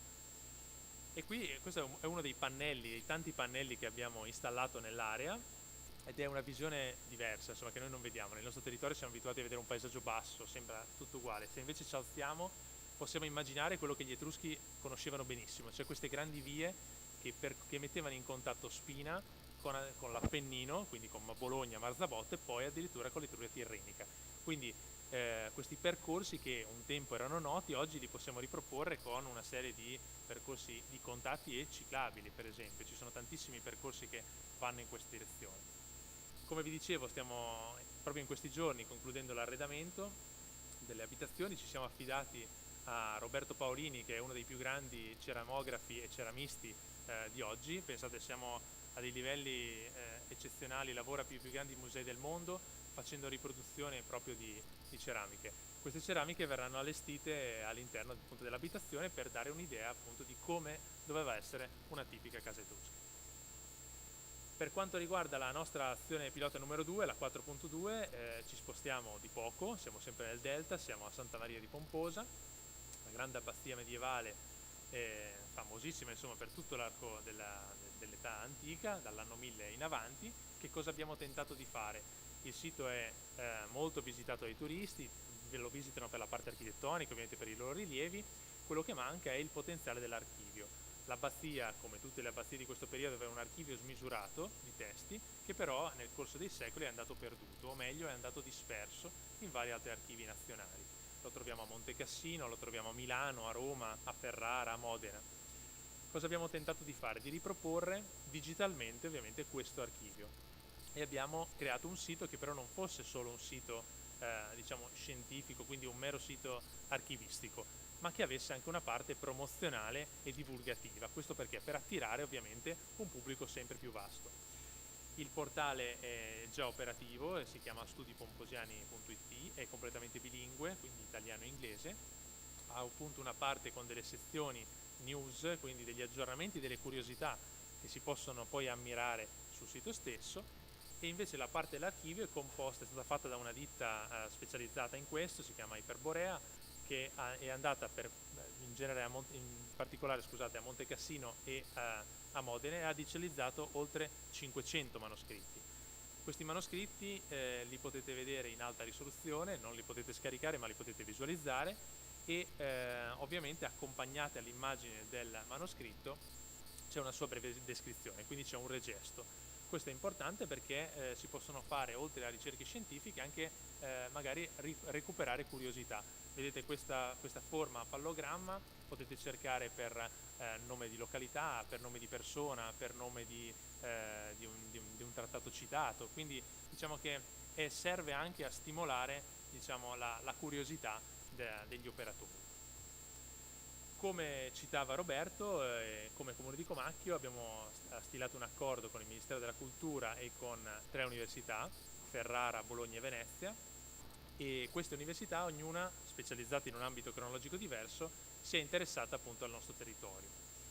In particolare Bologna, con la cattedra di etruscologia, ha indagato tutto l'intero territorio comprensorio di Spina, quindi ha portato avanti delle analisi geomagnetiche che non si facevano da ormai più di 10 anni, ha portato avanti ricognizioni di superficie che hanno permesso di individuare nuove diciamo, concentrazioni di materiale archeologico, e ha iniziato a fare una serie di attività rivolte alla popolazione, sempre sfruttando appunto le sale a disposizione del Museo del Tantico. Ferrara invece si è concentrata sul periodo di età romana, in particolare sulla villa Bocca delle Menate, una delle grandi ville signorili che sorgevano lungo l'asta del Po. La villa è stata interamente ricognita, anche qui sono emersi numerosissimi materiali già oggetto di studi e prossimamente di pubblicazioni, mentre Venezia si è concentrata sulla parte altomedievale, ha indagato sia Santa Maria in Padovetere, quella piccola chiesetta che è il primo nucleo, diciamo, su cui poi sorgerà Comacchio, leggermente a sud-ovest, e poi il Comacchio vero e proprio, quindi col centro storico, e dei saggi nella parte di Sant'Agostino. In più abbiamo direttamente finanziato la soprintendenza per le attività collaterali allo scavo. Nel 2017, quindi recentissimamente, è emersa questa grande struttura, una struttura che non ha eguali nel delta. Non sappiamo ancora bene di cosa si tratti, potrebbe essere un grande arsenale per la flotta di Spina. Pensate che è una struttura lunga 40 metri, larga ha degli ambienti di circa 5 metri, e ci siamo interessati come? Abbiamo finanziato la soprintendenza per studiare i materiali appunto e per dare supporto per le analisi. Questa struttura si data proprio alle fasi finali di Spina, siamo nel IV secolo a.C. ed è in diretta connessione sicuramente con la città, quindi anche in questo caso le indagini continueranno, cercheremo di saperne di più. In più, sempre grazie al progetto Value, abbiamo finanziato un master in collaborazione con l'Università di Ferrara, in cui hanno partecipato 14 studenti, e in Cultural Management, quindi è stata una bellissima esperienza. Anche tanti di noi hanno partecipato attivamente appunto alla lezione e alla formazione di questi studenti, per dare insomma un'idea, un approccio culturale diverso e un approccio anche con degli esempi concreti per stimolare la loro professionalità. Detto questo, vi dicevo, siamo in prossima all'inaugurazione, quindi siamo ad invitarvi al 25 giugno, quindi sabato prossimo, al Museo Open Air di Stazione Foce. Grazie.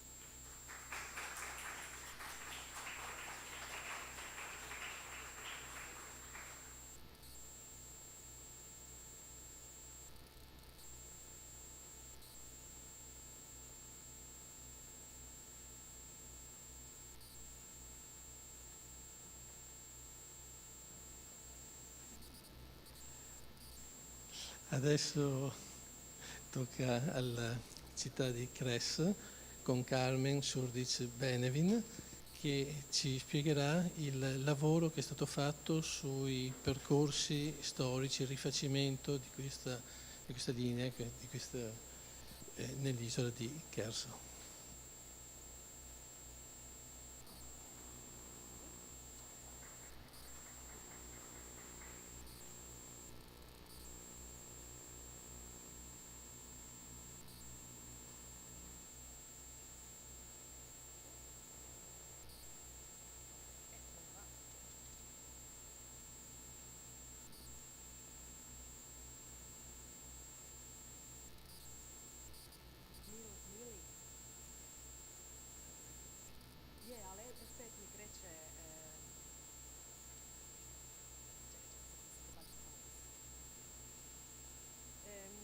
dispiace, però F5 non va.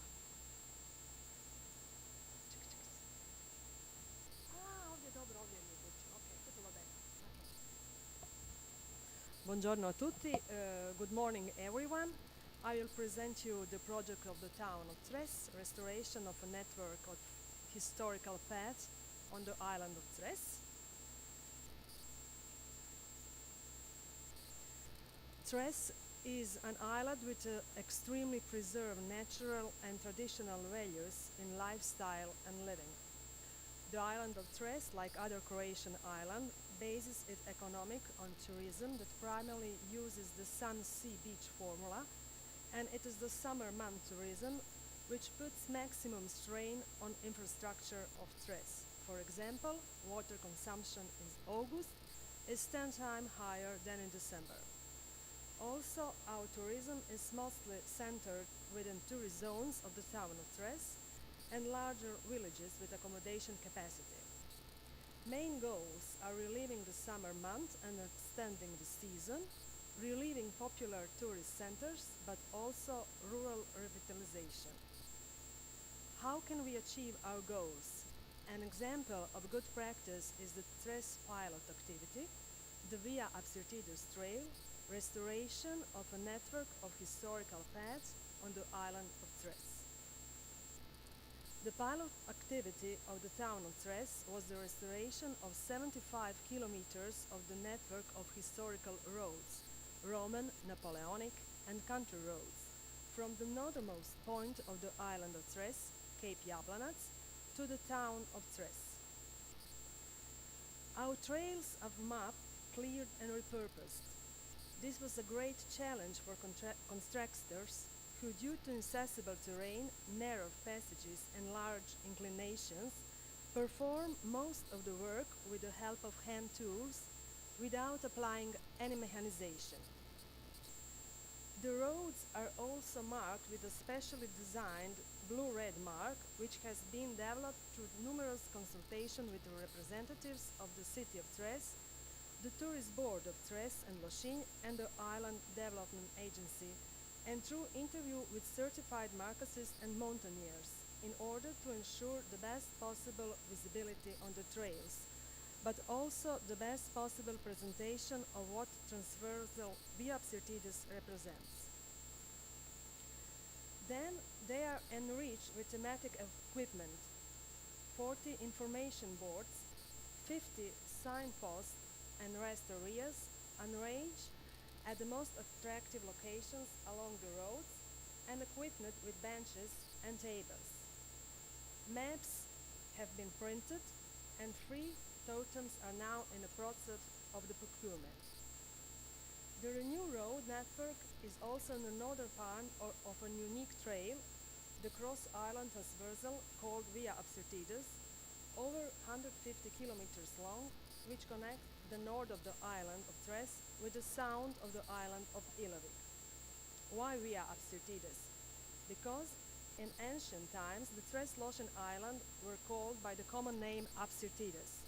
According to legend, Medea cut up the dead body of her brother Apsir and threw his limbs into the sea.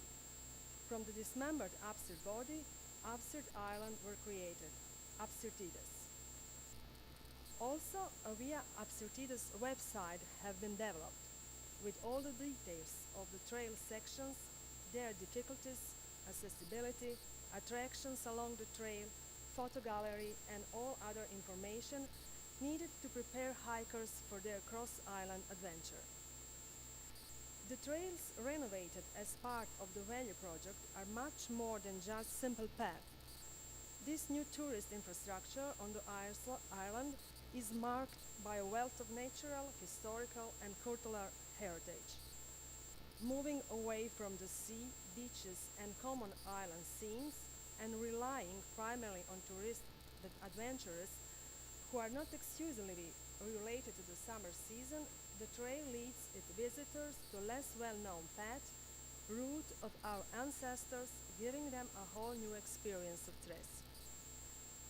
So the education for tourist guides was held, and 50 tour guides now have certificates and knowledge to lead hikers along historical roads.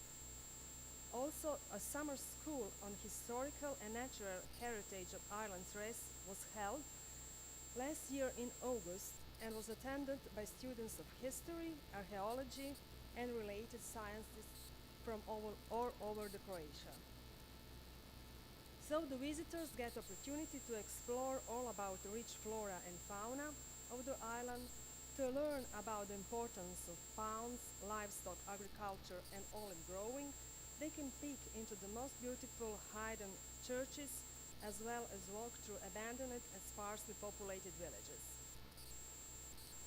The network of centuries-old trails is extremely important for the sustainable development of the island and the various forms of tourism on it. Connecting rural settlements, they increase the possibility of their attractiveness. Many almost inaccessible villages like Ivanje, Niska, Filozici now have a possibility to develop their tourist potential. Their residents could start developing housing and even agritourism on rural entrepreneurship. For example, this is a Rosuya. You can see that this is a ruin, but the owners rebuilt the ruin and turned it into a real small oasis of peace in harmony with nature. In addition, abandoned shepherds' dwellings owned by the city of Tres, such as the building complex at Konec, located on a beautiful viewpoint in the far north of the island, now have the opportunity to develop their potential and transform it into an attractive accommodation and interpretation complex. The complex will be rebuilt in accordance with the existing natural environment and traditional way of living, but also preserving the integrity on the island's rich cultural heritage. And now, I would like to announce the new tourist product. It is the first race that will start today at 4 p.m., the Via Apsirtides race, and 20 elite athletes from 10 countries will set the fastest time on the 100 kilometers trek through the island's racing machine. So, take a look on our historical path. I will show you this a video.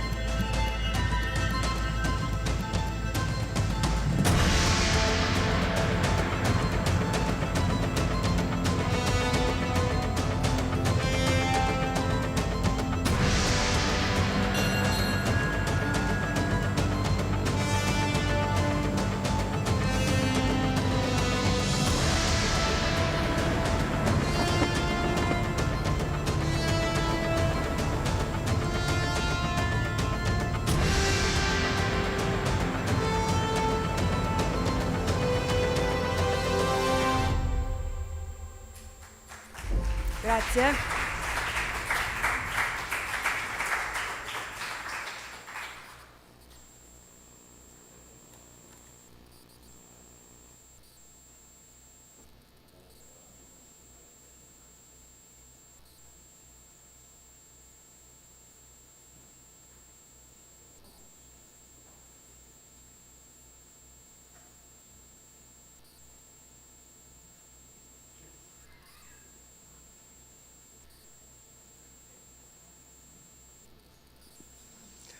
Adesso continuiamo con un altro partner croato e Anna Maria Bralic ci parlerà dell'intervento fatto sulla collina di Balavan.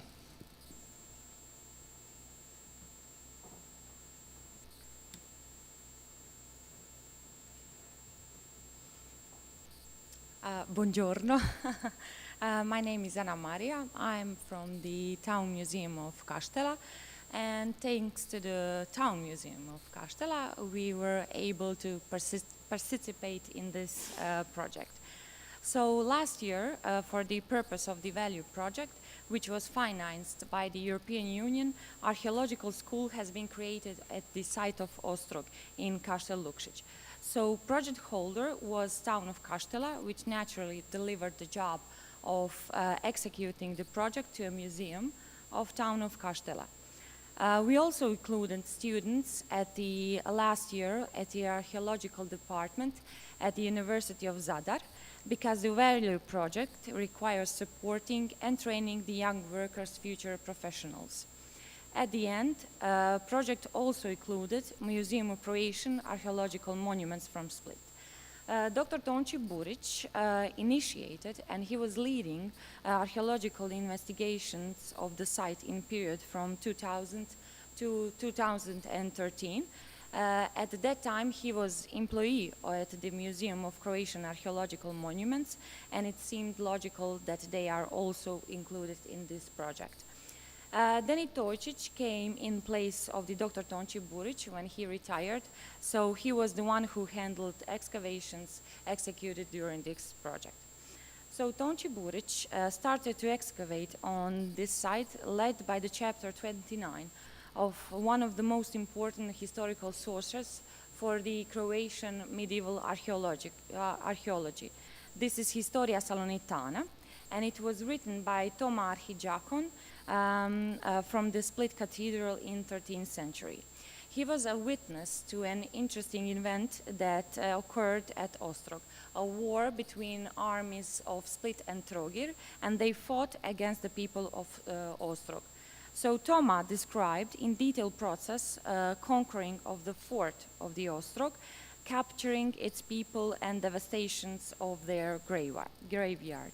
From this, but also from some other sources, we can conclude that Ostrog, till this conquering, which occurred in 1226, was a home to a group of people, actually peasants, who lived relatively freely. They owned property and they lived on it and from it, along with some other economic and political privileges.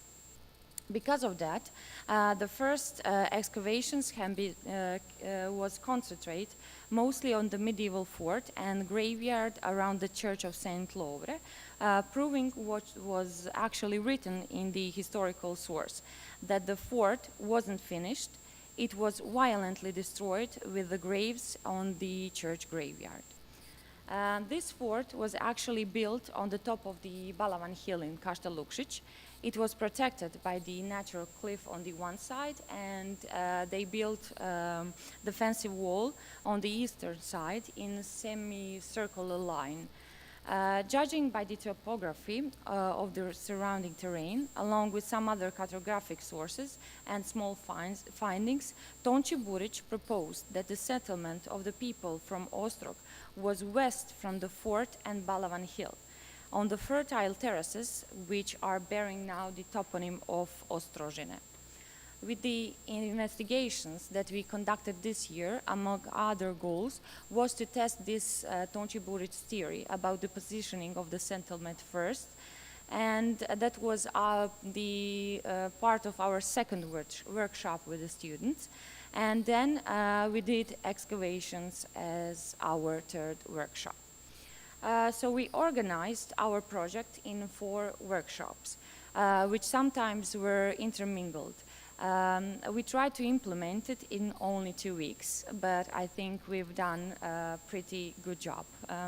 With the first workshop, we tried to inform the students about the history of Kaštela, history of Ostrog, and they had few lectures that was given by the Tonči Burić, who was originally excavating the site. We also took them to the museum of town of Kaštela, also to a museum of Croatian archaeological monuments, and on the site of Radun, one of the medieval villages of Kaštela, along with Ostrog. You can see here on this picture, this is Radun, the one with the church. This is church from the 11th century, which is completely preserved. So the second workshop was the field survey. We prepared materials such as topographic, satellite, and archaeological maps. We tried to teach students how to find archaeological potentials, how to document the findings, and how to choose and position the trenches. At the end of this third workshop, we decided to mark 4 small trenches. They were 1 meter by 1.5 meters, and we prepared them for the excavations. So 3 of them, A, C, and D, were positioned on the Ostrožine, so west from the fort. 1 was on the top of the hill, and 1 on the slope of the hill. We did archaeological excavations in all of those 5 trenches. In 3 trenches that were positioned on the Ostrožine, we didn't notice any structures, but we have found a lot of medieval pottery, coarse ware and fine ware, but also some pottery from prehistoric times, to be exact, Bronze Age pottery. In trench E, that we positioned on the eastern slope, we again missed any structures, but we had a pretty big amount again of prehistoric Bronze Age pottery. The things got interesting in the trenches B and F, which we positioned on the top of the Balavan hill. There we found something what we can preliminary conclude as a part of some prehistoric constructions. This consists of the line of stone blocks above which we found a dry wall, which had a purpose of holding the soil, and we are not sure if they were made at the exact same time, but at least for the stone blocks we can say that they are prehistorical because we found a layer of yellow clay above it. Layer was rich of prehistoric pottery. Now we are waiting for further excavations to expand this trench and to see more precisely what it actually is. So during this workshop, we tried to teach the students about the principles of stratigraphical excavations, how to record the structures, how to record the layers and findings, and how to manage written documentations. And they also work on different computer programs. And the last workshop was managing the site. So students were taught of the principles how to preserve the site and the findings, how to clean and sort the findings. They had brief basics on the conservation work and how to store the material. And they also did museum documentation like inventory books. At the end, a project included communications with the public. This wasn't part of the workshop, but we had some students present, like on the round table at the, which was topic was Bronze and Iron Age pottery. We also organized visits for general public, We worked with tour guides how to implement this site into a tourist offer. And we did graphic reconstructions how this medieval fort used to look like. Also, we did a documentary video about this site, which you can see at our YouTube channel of the Town Museum of Kaštela and also of the Croatian monuments. And last but not least, these are few pictures from the Kaštela event that occurred on 17th and 18th of May. We also visited the site of Ostrog. This was our ride to the Ostrog, and we also visited the excavations that were happening at the time of our visit. So that's it. Grazie.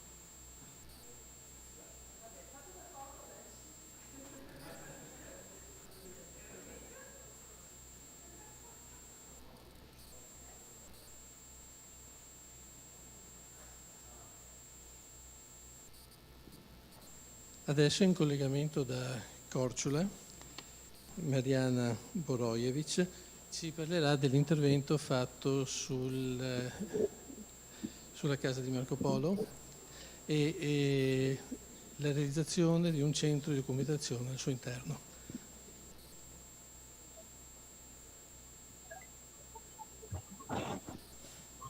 Hi.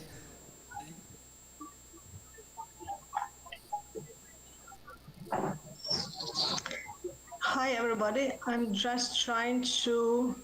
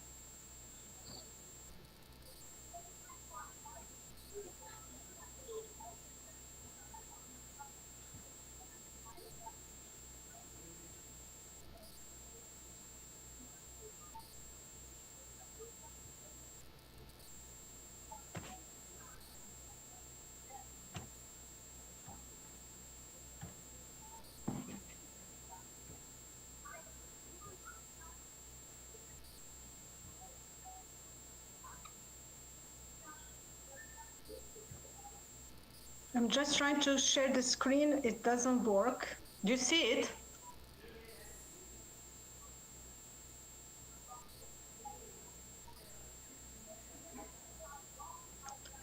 Do you see my screen? Can somebody confirm seeing the screen, please?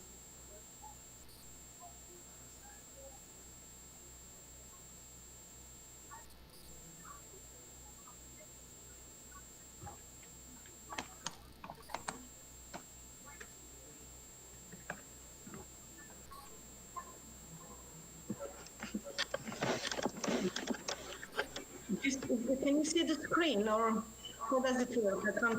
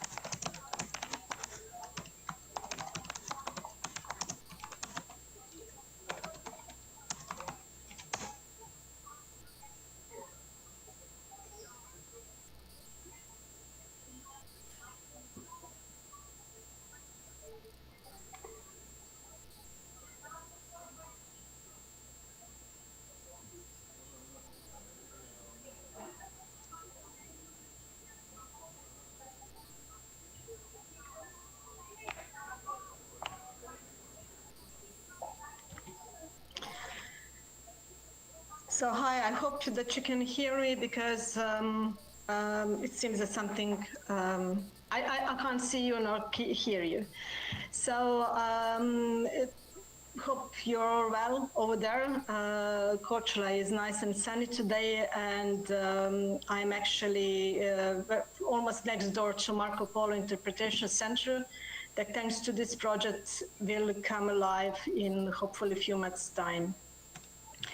So, as you know, by the project, the Marco Polo house, or house that is called by Marco Polo, was renovated with the funds that were allocated to us.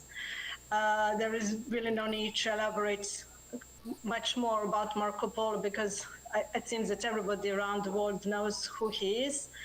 But we were blessed to have been connected to his name, and so Korčula has decided a few years ago to create an interpretation center which will be located in Polo's family's house. Until the project started, only a small part of the house or the complex of the houses were in use, and as from this picture you can see why. The house was in ruins, it was very dangerous to be around, and desperately needed renovation. So the Future Interpretation Center aims to present history of Korčula not only from the time of Marco Polo, but from the time of the 13th to 16th century, to speak about the culture at that time, how the life was developing at that time, but also about different battles and the historical event that created Korčula as it is today. Being tourist town, of course, this project will definitely increase tourist visits in the town, therefore enlarge the and enable the local population to explore the other ways of businesses. This house was, as I said, was completely renovated, and we also took opportunity to build a new venue, not to build a new venue, but to enlarge the new venue, where there is going to be a multimedia hall, film screening, but also research center and little library, dedicated for the researchers. So, as I said earlier, this is what everything looked like at the beginning of the project. As you can see, the plants were hanging out down the walls. There were no roof. There was absolutely a complete and utter ruin. Now, this is what it looks today. It is a beautiful building, nicely done, beautifully blended into the area around it, that will house, as I said, the interpretation center. The Marco Polo house is just next door to the cathedral, and it's really a center of everybody's Korčula's attractions. During the project time, and while preparing the building for reconstructions, we also had archaeological excavations being done within the building. The excavations were done by the Town Museum and the archaeologist that works at the Town Museum, Marta Kalabota. And she found some ancient walls that nobody knew that were there, as well as some artifacts were found from 13th to 17th century, which really brought a new light about Korčula history. As part of the project, not only the renovation was done, but we also had different projects that were aimed at promotion of archaeology and also of culture of Korčula. So we had a small school of archaeology that lasted for a few days, And then that actually brought together some of the prominent names of Croatian archaeology. This School of Archaeology was aimed first at the local students, both of the secondary school and university students, but also to the general public, and what's even more important, to persons that are directly working with the tourists. To be precise, the tour guides that are interested in this kind of projects. So we had several activities on the archaeological sites, at the 5 local archaeological sites, 2 of which are located in the center of the old town, one being in the house of Marco Polo that I showed you earlier on, archaeological site that was recently excavated within All Saints Tower. Both of these sites really showed what the how Korčula developed from the beginning on, because some of findings that were not even imagined that would be found have been discovered. The other site is like a site that was worked on is in Lombarda, some 7 kilometers from the town of Korčula, and it was mainly on Hellenic excavation sites, as well as villas rusticas. So, as I said, we had a project being done on the site, as you can see here, in the classrooms where the students were prepared on how that is done off the site. It's not really my area of expertise, so I hope you won't mind me making a mistake. The students participating were able to partake in all the aspects of activities that are done on the site, including some drone scans and so on and so forth. The other event that we had, the local event, we also connected closely to the theme of the project.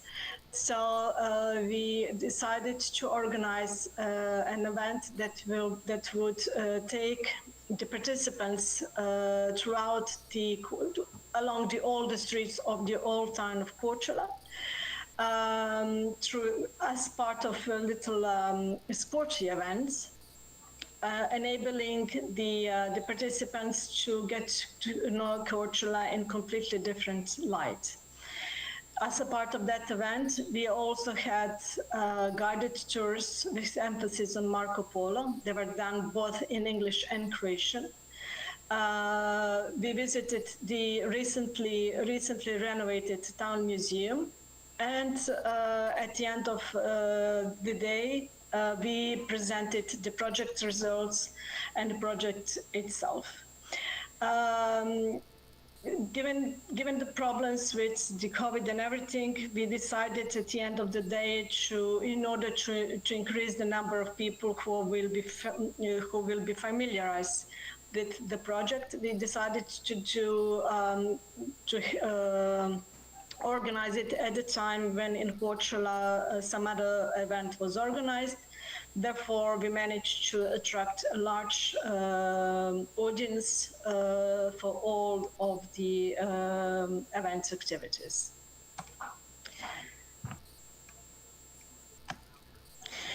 In order to fully promote the project and to promote both culture heritage, natural heritage, we created a website that covers the entire island called visitkorčulaisland.com, on which you can really explore the island and its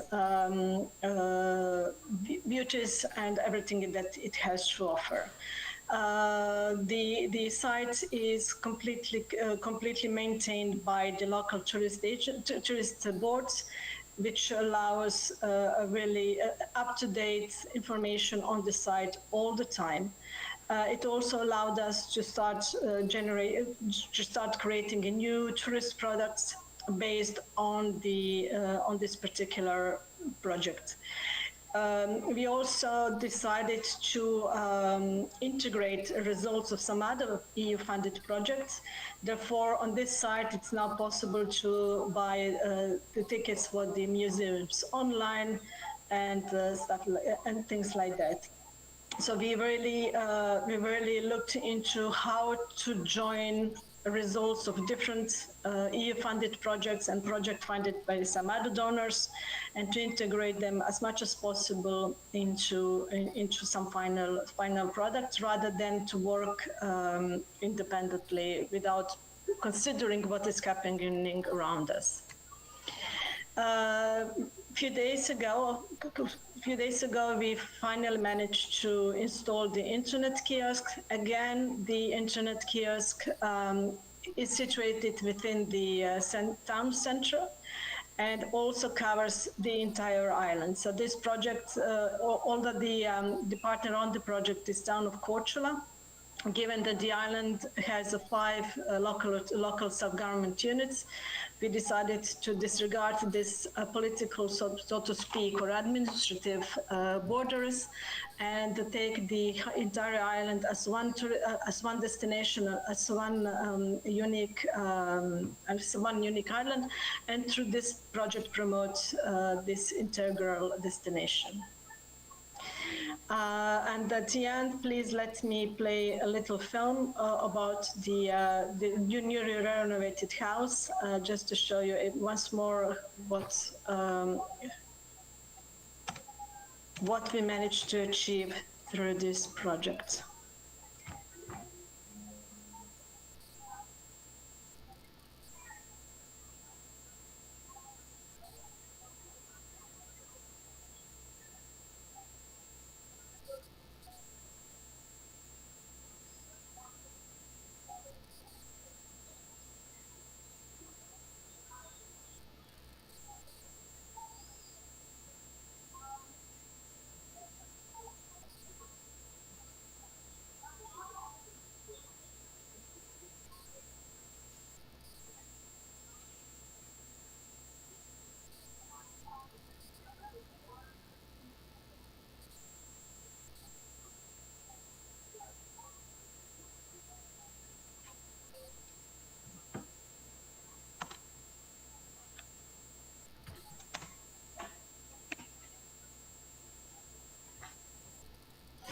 Well, I hope that you managed to see everything that I shared, and hope to see you in Korčula, so that you visit this absolutely splendid place that we created, not only for tourists, but most particularly for people of Korčula Island.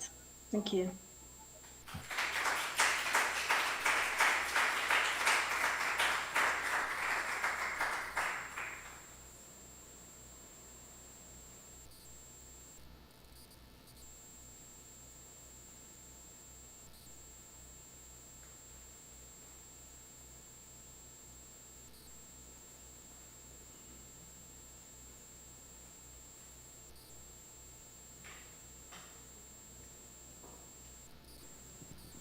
Adesso vi chiedo un attimo di pazienza, faremo un esperimento tecnico.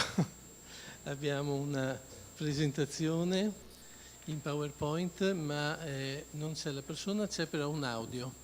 È la prima volta che faccio questo, quindi...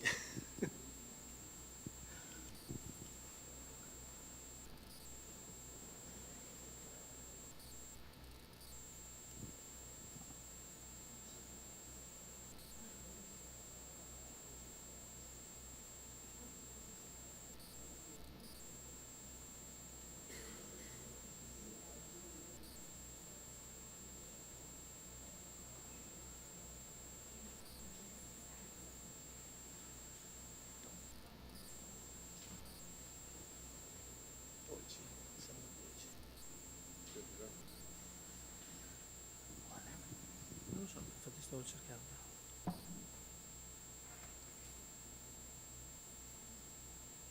Era quello abbinato all'audio. L'audio è questo qua. Sì. Questo qua, 16 febbraio 2002. Proviamo? Sì, Allora, bisogna fare cosa? Mettere l'audio sotto? sì. Non so se dopo dobbiamo toccare. Bisogna far così.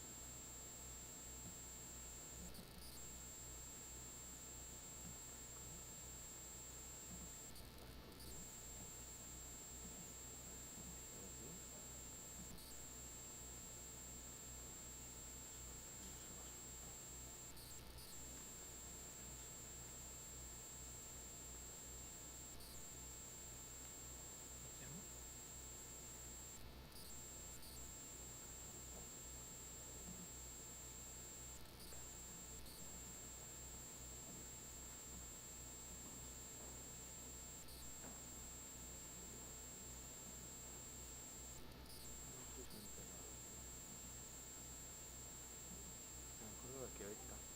Sì, certo.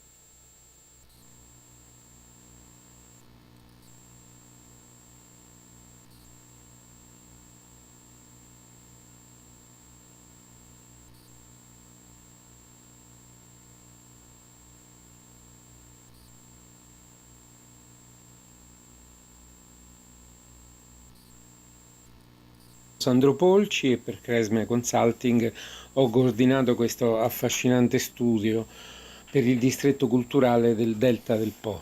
Si è composto di uno studio di fattibilità e di un piano di gestione e un'estensione che ha portato all'individuazione dello strumento di possibile governo, cioè la fondazione di partecipazione. Ma andiamo con ordine. Innanzitutto, dopo aver analizzato una casistica di studio piuttosto ampia a livello nazionale, abbiamo focalizzato gli obiettivi che in questo contesto sono da perseguire. Naturalmente la visione strategica d'insieme in un territorio immenso per numero di beni culturali, per qualità ambientali, per tradizioni materiali e immateriali presenti. Quindi la necessità di coordinarsi molto strettamente, senza per questo diventare uno strumento burocratico, anche perché il fine del distretto culturale non è soltanto l'organizzazione, ma è la capacità di stimolo, di creazione e di invenzione, che diventa un beneficio per i residenti e un elemento di attrattività turistica esso stesso.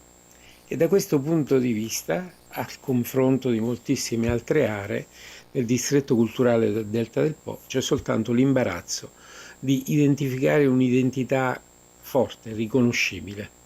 Noi abbiamo una sfera ampia che è quella che arriva da Venezia a Ravenna, che ruota attorno al termine della laguna e ha un'area ambientale ricchissima, al Po, eccezionale peculiarità italiana e anche a livello europeo, e tutto quello che sta nascendo intorno all'outdoor e anche al bisogno post-Covid con molta più intensità di identità, di serenità, di condivisione di modi di essere e di vivere. Apparentemente cose semplici, oggi diventate merce rara e per fortuna che abbonda in questo territorio.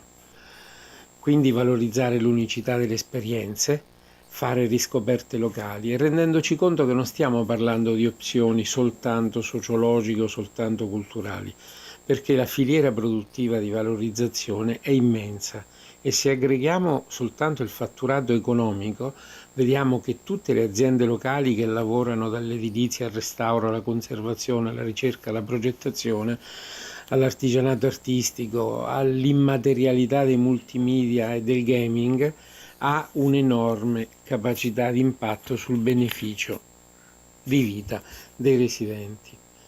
La valorizzazione territoriale chiede però azioni chiare, un empowerment e una promozione che lavorino su tutti gli aspetti tra loro integrati. Quali? Abbiamo la mobilità, abbiamo la ricettività, abbiamo il wellness, la ristorazione e la gestione del tempo libero e tantissimi altri aspetti che in questo territorio, anche solo con una slide con alcune immagini, possiamo vedere quanto siano ricche. E lo diciamo ai nostri amici e colleghi della Gronda Adriatica, che rappresenta, diciamolo, un lago turisticamente appetibilissimo e in buona misura ancora da coordinare e finire di scoprire. Abbiamo fatto una casistica molto attenta e analitica dell'offerta presente in un territorio che per l'80% è privato e dunque che ha tempi e modi di gestione, di realizzazione e di intrapresa tra loro piuttosto diversi. La scommessa è riuscire a portare tutti verso la medesima vision e tempi e modi di realizzazione dei servizi. Se quindi andiamo a vedere l'azione su che cosa si è concentrata, c'è stata innanzitutto la parola chiave che era la mobilità e l'accessibilità nell'area. E ci sono 3 tipi di accessi a questo grande territorio. Il primo sono gli hub intermodali, ovvero sia le stazioni ferroviarie attrezzate anche come punti di interscambio e logistica per tutto il cicloturismo, i cammini, i target fragili e speciali. Poi abbiamo invece chi si muove con il mezzo privato e dunque la creazione di antenne, cioè di aree di sosta, di trasporto su gomma, dove c'è l'interscambio con bike, navette, i mezzi pubblici per irrorare nel territorio senza un carico antropico troppo pesante dal punto di vista ambientale. C'è poi la rete dei cammini storici, su tutti a livello europeo la via Romea Germanica e molti cammini recenti che godono di una grandissima attenzione. Ancora una volta non è teoria, basta vedere il mercato tedesco, che noi conosciamo molto bene per sole e sabbia lungo la costa, ma che è diventato prepotentemente la prima presenza anche nelle aree interne per quello che riguarda cammini e soprattutto ciclovie.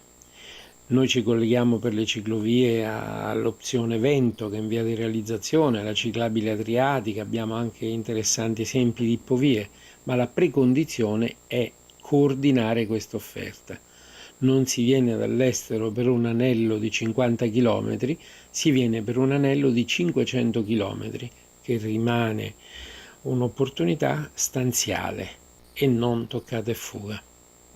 Infine, assolutamente affascinante, considerando che da tutta la costa romagnola fino a Venezia, senza soluzione di continuità, si può prenotare, si può, godere e spostarsi lungo i diversi mezzi, sono le vie d'acqua. È una peculiarità appunto eccezionale e questa ha necessità molto puntuali di raccordo, di collegamento e di studio logistico. Per il resto è il panorama, è il paesaggio, è la qualità e la varietà ambientale che fa il resto. Infine, operativamente abbiamo la necessità di uno standard condiviso della qualità dell'offerta. Si sente tradito ogni turista che legge una cosa e ne trova un'altra. Occorre quindi creare un catalogo generale di offerta e comporre un calendario degli eventi, delle offerte tematiche, eccetera, che non si cannibalizzi l'uno con l'altro. E in tutto questo le giovani generazioni, preparate con studi appropriati, con curiosità e creatività nuova, sapranno dare interpretazioni creative delle attrazioni locali, rimanendo sempre up to date nella qualità dell'offerta. Un grafico per gli hub ferroviari principali che conducono nel territorio, così come per le vie d'acqua.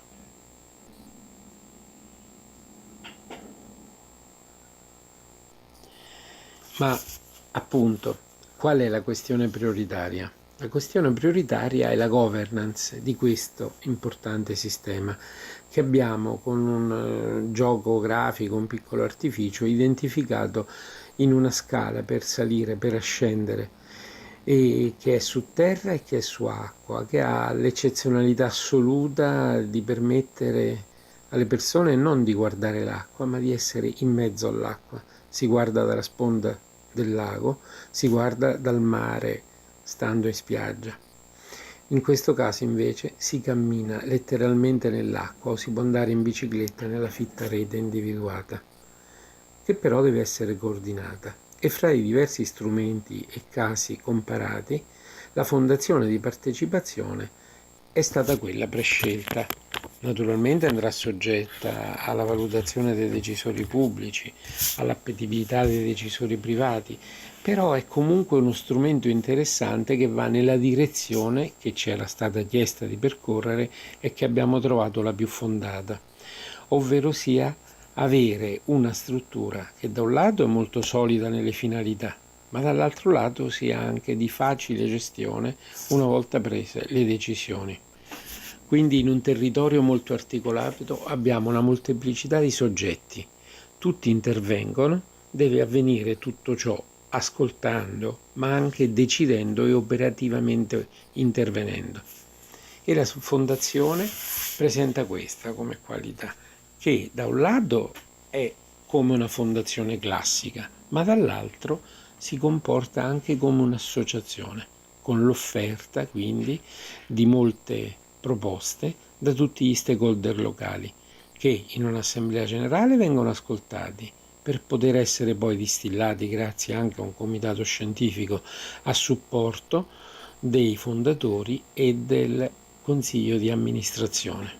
Abbiamo quindi uno strumento che gestisce progetti di utilità sociale nei diversi campi, cultura, assistenza, ricerca, sanità, ambiente, e nello stesso momento la parola chiave è d'utilità.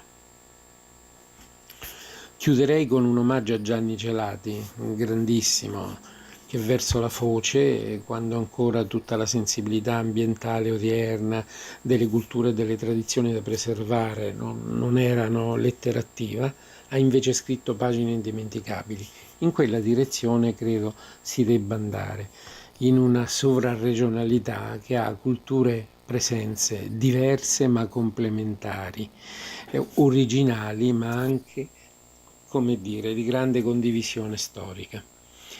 Perché in semiotica, come si dice, un'opera aperta ha molteplici interpretazioni e ognuna di queste corrisponde a una nuova ricchezza, ricchezza economica, ricchezza turistica, ricchezza nei servizi e di peculiarità culturale. Quindi grazie dell'attenzione e buon lavoro.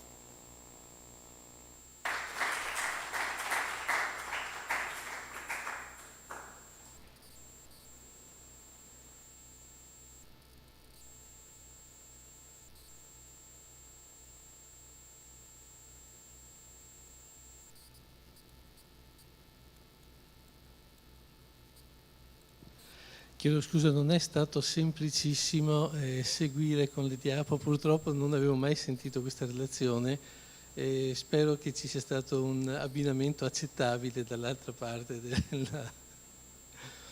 Allora, concludiamo con l'intervento di Silvia Comiati.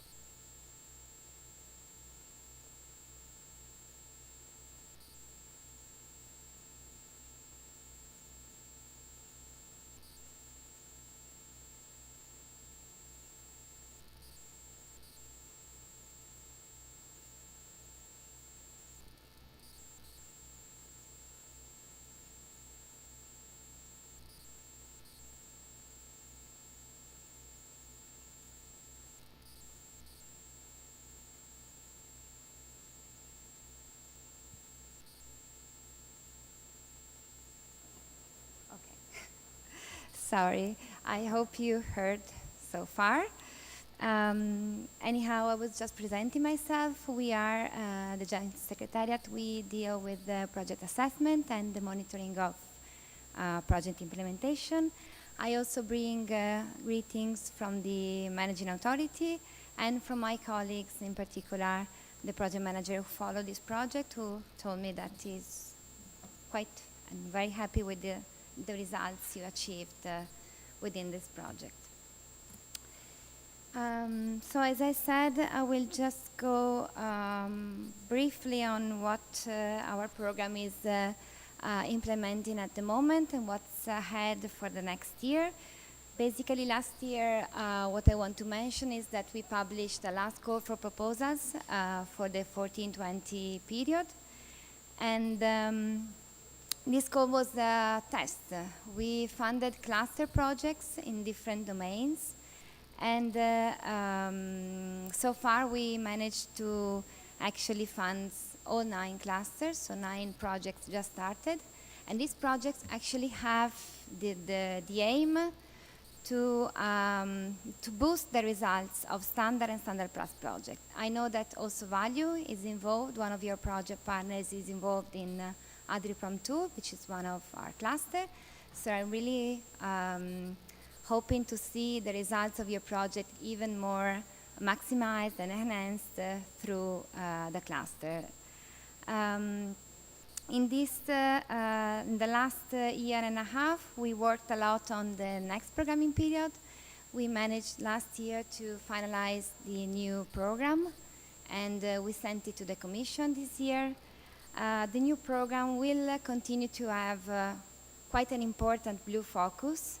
Blue economy will continue to be a very important element of our cooperation. And we will basically focus the actions on 5 main domains, on 5 main fields. The first one is the promotion of sustainable economic development.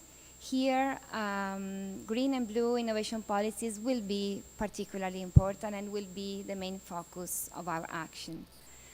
As a novelty compared to the current period, in the next programming period, the priority dedicated to innovation will have a focus also on skills.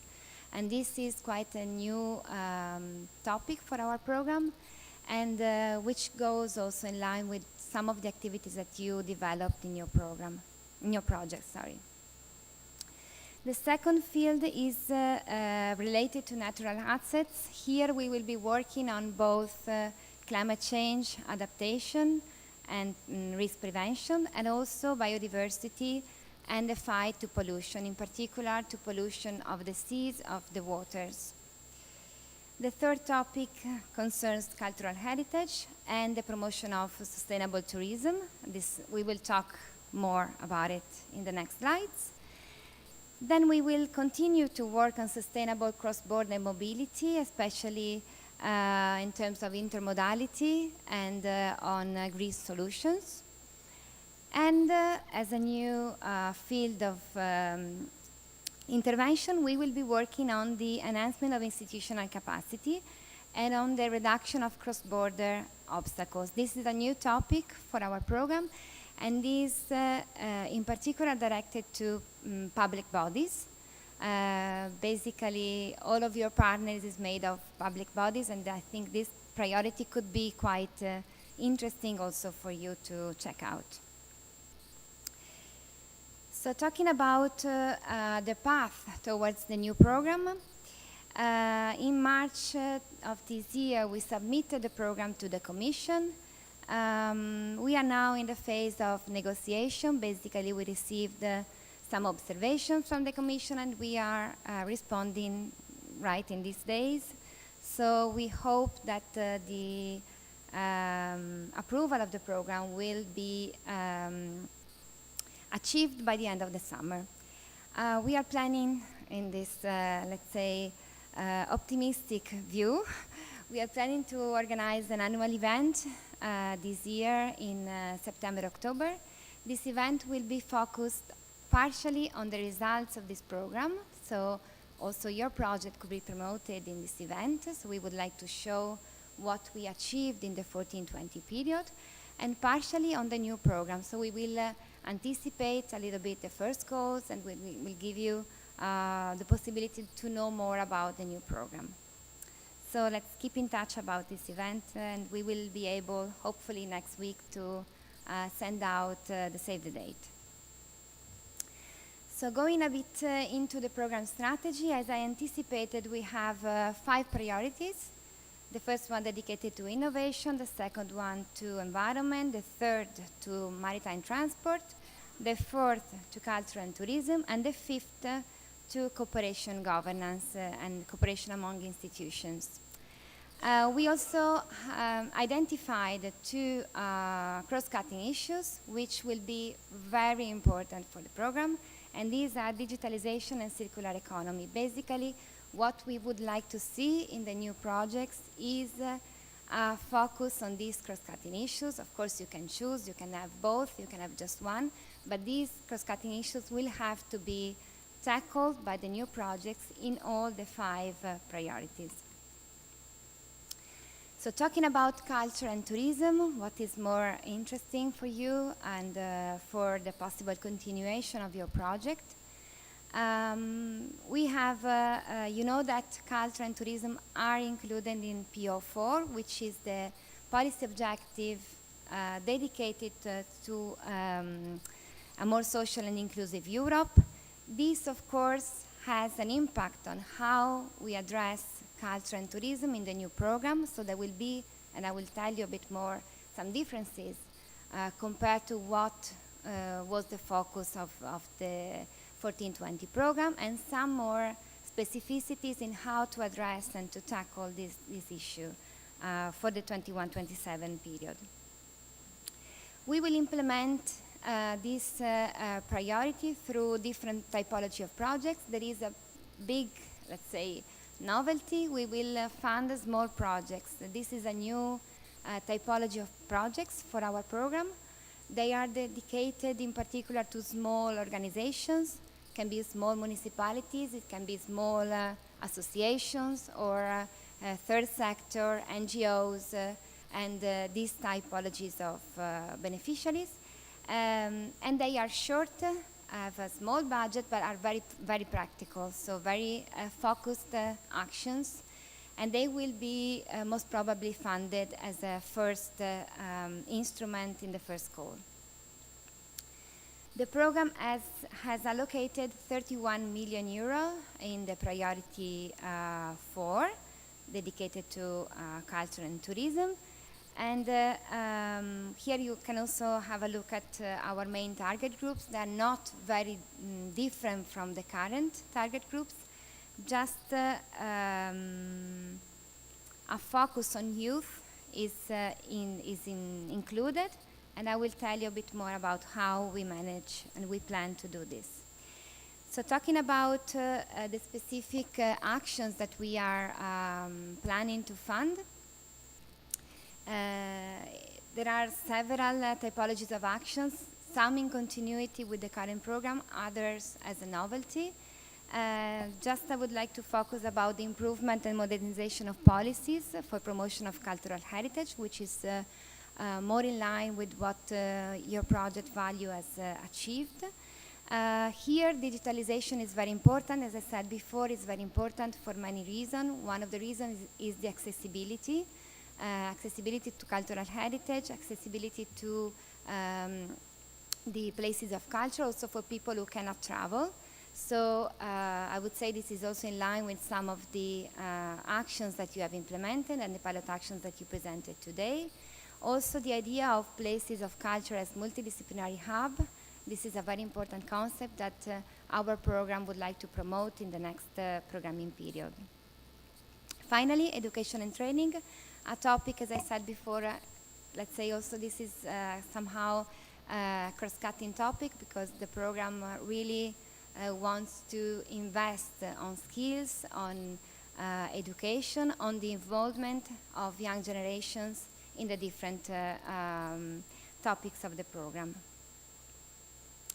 some keywords or some inspirations that you will find in our program that I wanted just to highlight here in the presentation. The first one is the connection with the new Bauhaus, European Bauhaus initiative. You know this, you probably heard about this. There's been a launch last year by the Commission about this initiative. The idea is to develop more projects in line with the key concepts of the Bauhaus initiative, and we as a program would like to contribute to this initiative also through the Priority 4, so the projects on culture and tourism. The focus on young generations, I already anticipated this. They are one of our targets. They are definitely our future, and we need to involve them and to have them participating in the projects and playing an active role in implementing the instruments funded by ERDF in the areas.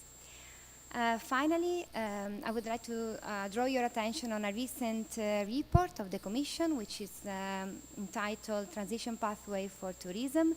This is particularly on tourism, but as you also explained before, tourism and culture are very connected, and I suggest you have a look to this report. It's quite interesting to see how this report of the Commission suggests some way of enhancing tourism in the next programming period, also looking at tourism from different dimensions. One of the dimensions that we have included, as I said before, in terms of novelties of the new program, is the social dimension of tourism. This results in our program on different topics which are included in the typology of actions, in the narrative of the different of the specific objective, and they basically concern the jobs in the tourism sector. So the idea that jobs should be more fair and more equal in terms of equal opportunities and equal treatment, equal employment, the fair wages and the good working conditions in the tourism sector, which is quite an important topic, quite a burning topic, especially as a post-COVID situation of the tourism labor market, which is quite in a difficult situation. Also, the resilience of jobs in the tourism market are an issue to be tackled. I anticipated about accessibility. Digitalization is one of the means to achieve accessibility and to make cultural heritage accessible for all, also through digital tools. This is not the only one. Many other accessibility actions can be carried out and have to be carried out in line with the Commission instructions and desires for the next programming period. When we talk about accessibility, it is interesting to see also the concept of access for all. This is linked basically not only to the disabilities or to the specific minorities or categories of populations that are in a marginalized situation, but also it is linked to many different dimensions of accessibility. For instance, the idea of opening tourism possibilities for unemployed people, for retired people, for elderly population, for people with low income, so to give the possibility to access culture and cultural destination also for different categories of tourists. Other two concepts, the well-being of residents. This was already tackled in the 14-20 period, and it continues to be an important aspect to be taken into consideration when we develop actions funded by the program that take place in tourist destinations. And finally, again, younger generation. I stress this again because it will be quite a mantra for the next programming period for all the funds. This is Just let me tell you, it will come in all the funds that you will manage, because it's just what is needed at the moment to involve young people and to have them really as protagonists of our actions in the territories. So I have concluded my presentation. I'm of course at disposal if you have any question regarding the next programming period. And I thank you once again for this conference and for this invitation.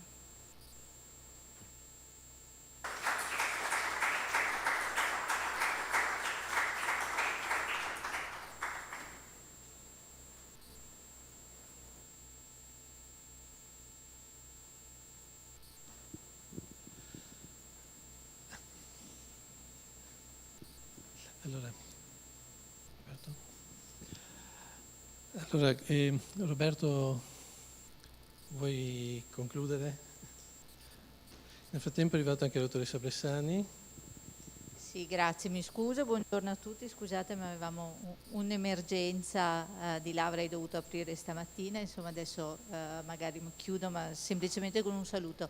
Mi fa piacere se delle considerazioni conclusive le fa dottor Cantagalli, perché ecco, io non avendo seguito nulla della mattinata sarebbe veramente arrogante farlo. Dopo comunque io le ascolto, vi farò un saluto conclusivo.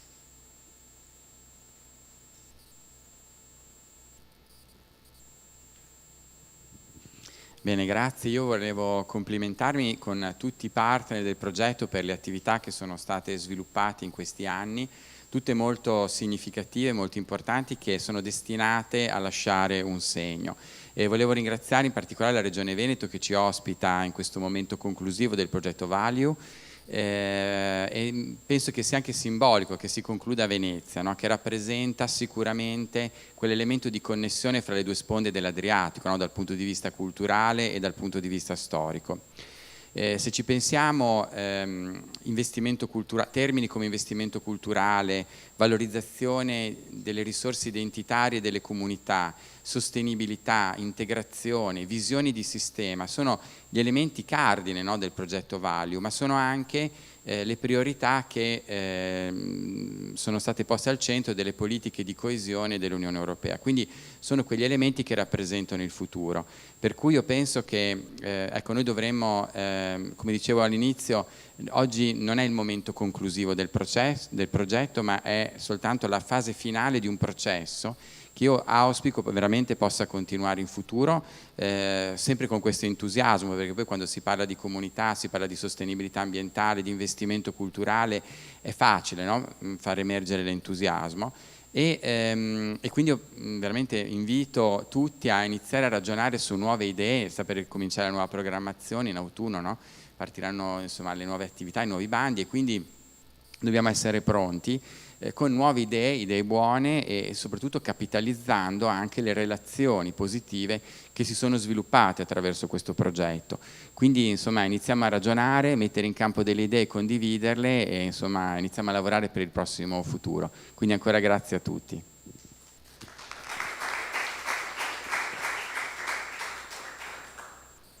Grazie, sì, sottoscrivo quanto è stato detto, che questo è un momento in cui riflettere sui risultati ottenuti, ma appunto considerando che non si tratta di un traguardo. E si è parlato di entusiasmo ed è vero che queste materie, queste attività suscitano molto spesso entusiasmo. L'importante è che poi questo entusiasmo sia anche canalizzato in modalità operative idonee, in modalità organizzative idonee, in strumentazioni anche.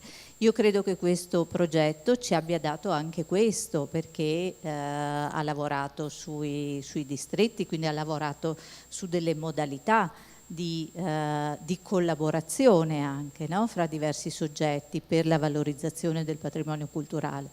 Ha lavorato sulla conoscenza, quindi sulle piattaforme, adesso abbiamo degli strumenti che io credo che possano essere una bella premessa anche per attività future. Quindi io veramente ringrazio tutti i partner di progetto, tutti coloro che hanno lavorato per raggiungere questi risultati. Mi spiace veramente di averlo seguito poco questo progetto, lo seguivo comunque da lontano, insomma, più che altro dai documenti, da quello che i collaboratori mi raccontavano. E credo che sia stata sicuramente per i miei collaboratori lo è stata un'esperienza importante e proficua, e quindi spero che lo sia stato per tutti voi. Io non posso che augurarvi un buon soggiorno in queste 2 giornate veneziane, un po' calde, però insomma farete fronte in qualche modo. So che anche domani vi aspetta una giornata con visite interessanti, soprattutto vedrete una Venezia diversa, quella che non è la Venezia del turismo di massa, la Venezia che probabilmente già conoscete, ma avrete l'opportunità di vivere dei luoghi diversi. E questi sono i luoghi che vogliamo far emergere alla conoscenza di tutti, non perché siano invasi, sapete che noi abbiamo purtroppo questo problema, ma perché siano approcciati in modo sostenibile, in modo responsabile, in modo intelligente. Quindi vi auguro veramente un buon soggiorno e grazie veramente a tutti per il vostro lavoro.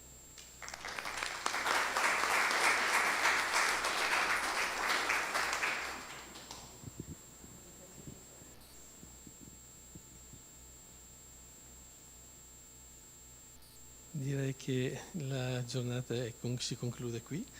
Adesso fra qualche minuto ci sarà un buffet per gli ospiti.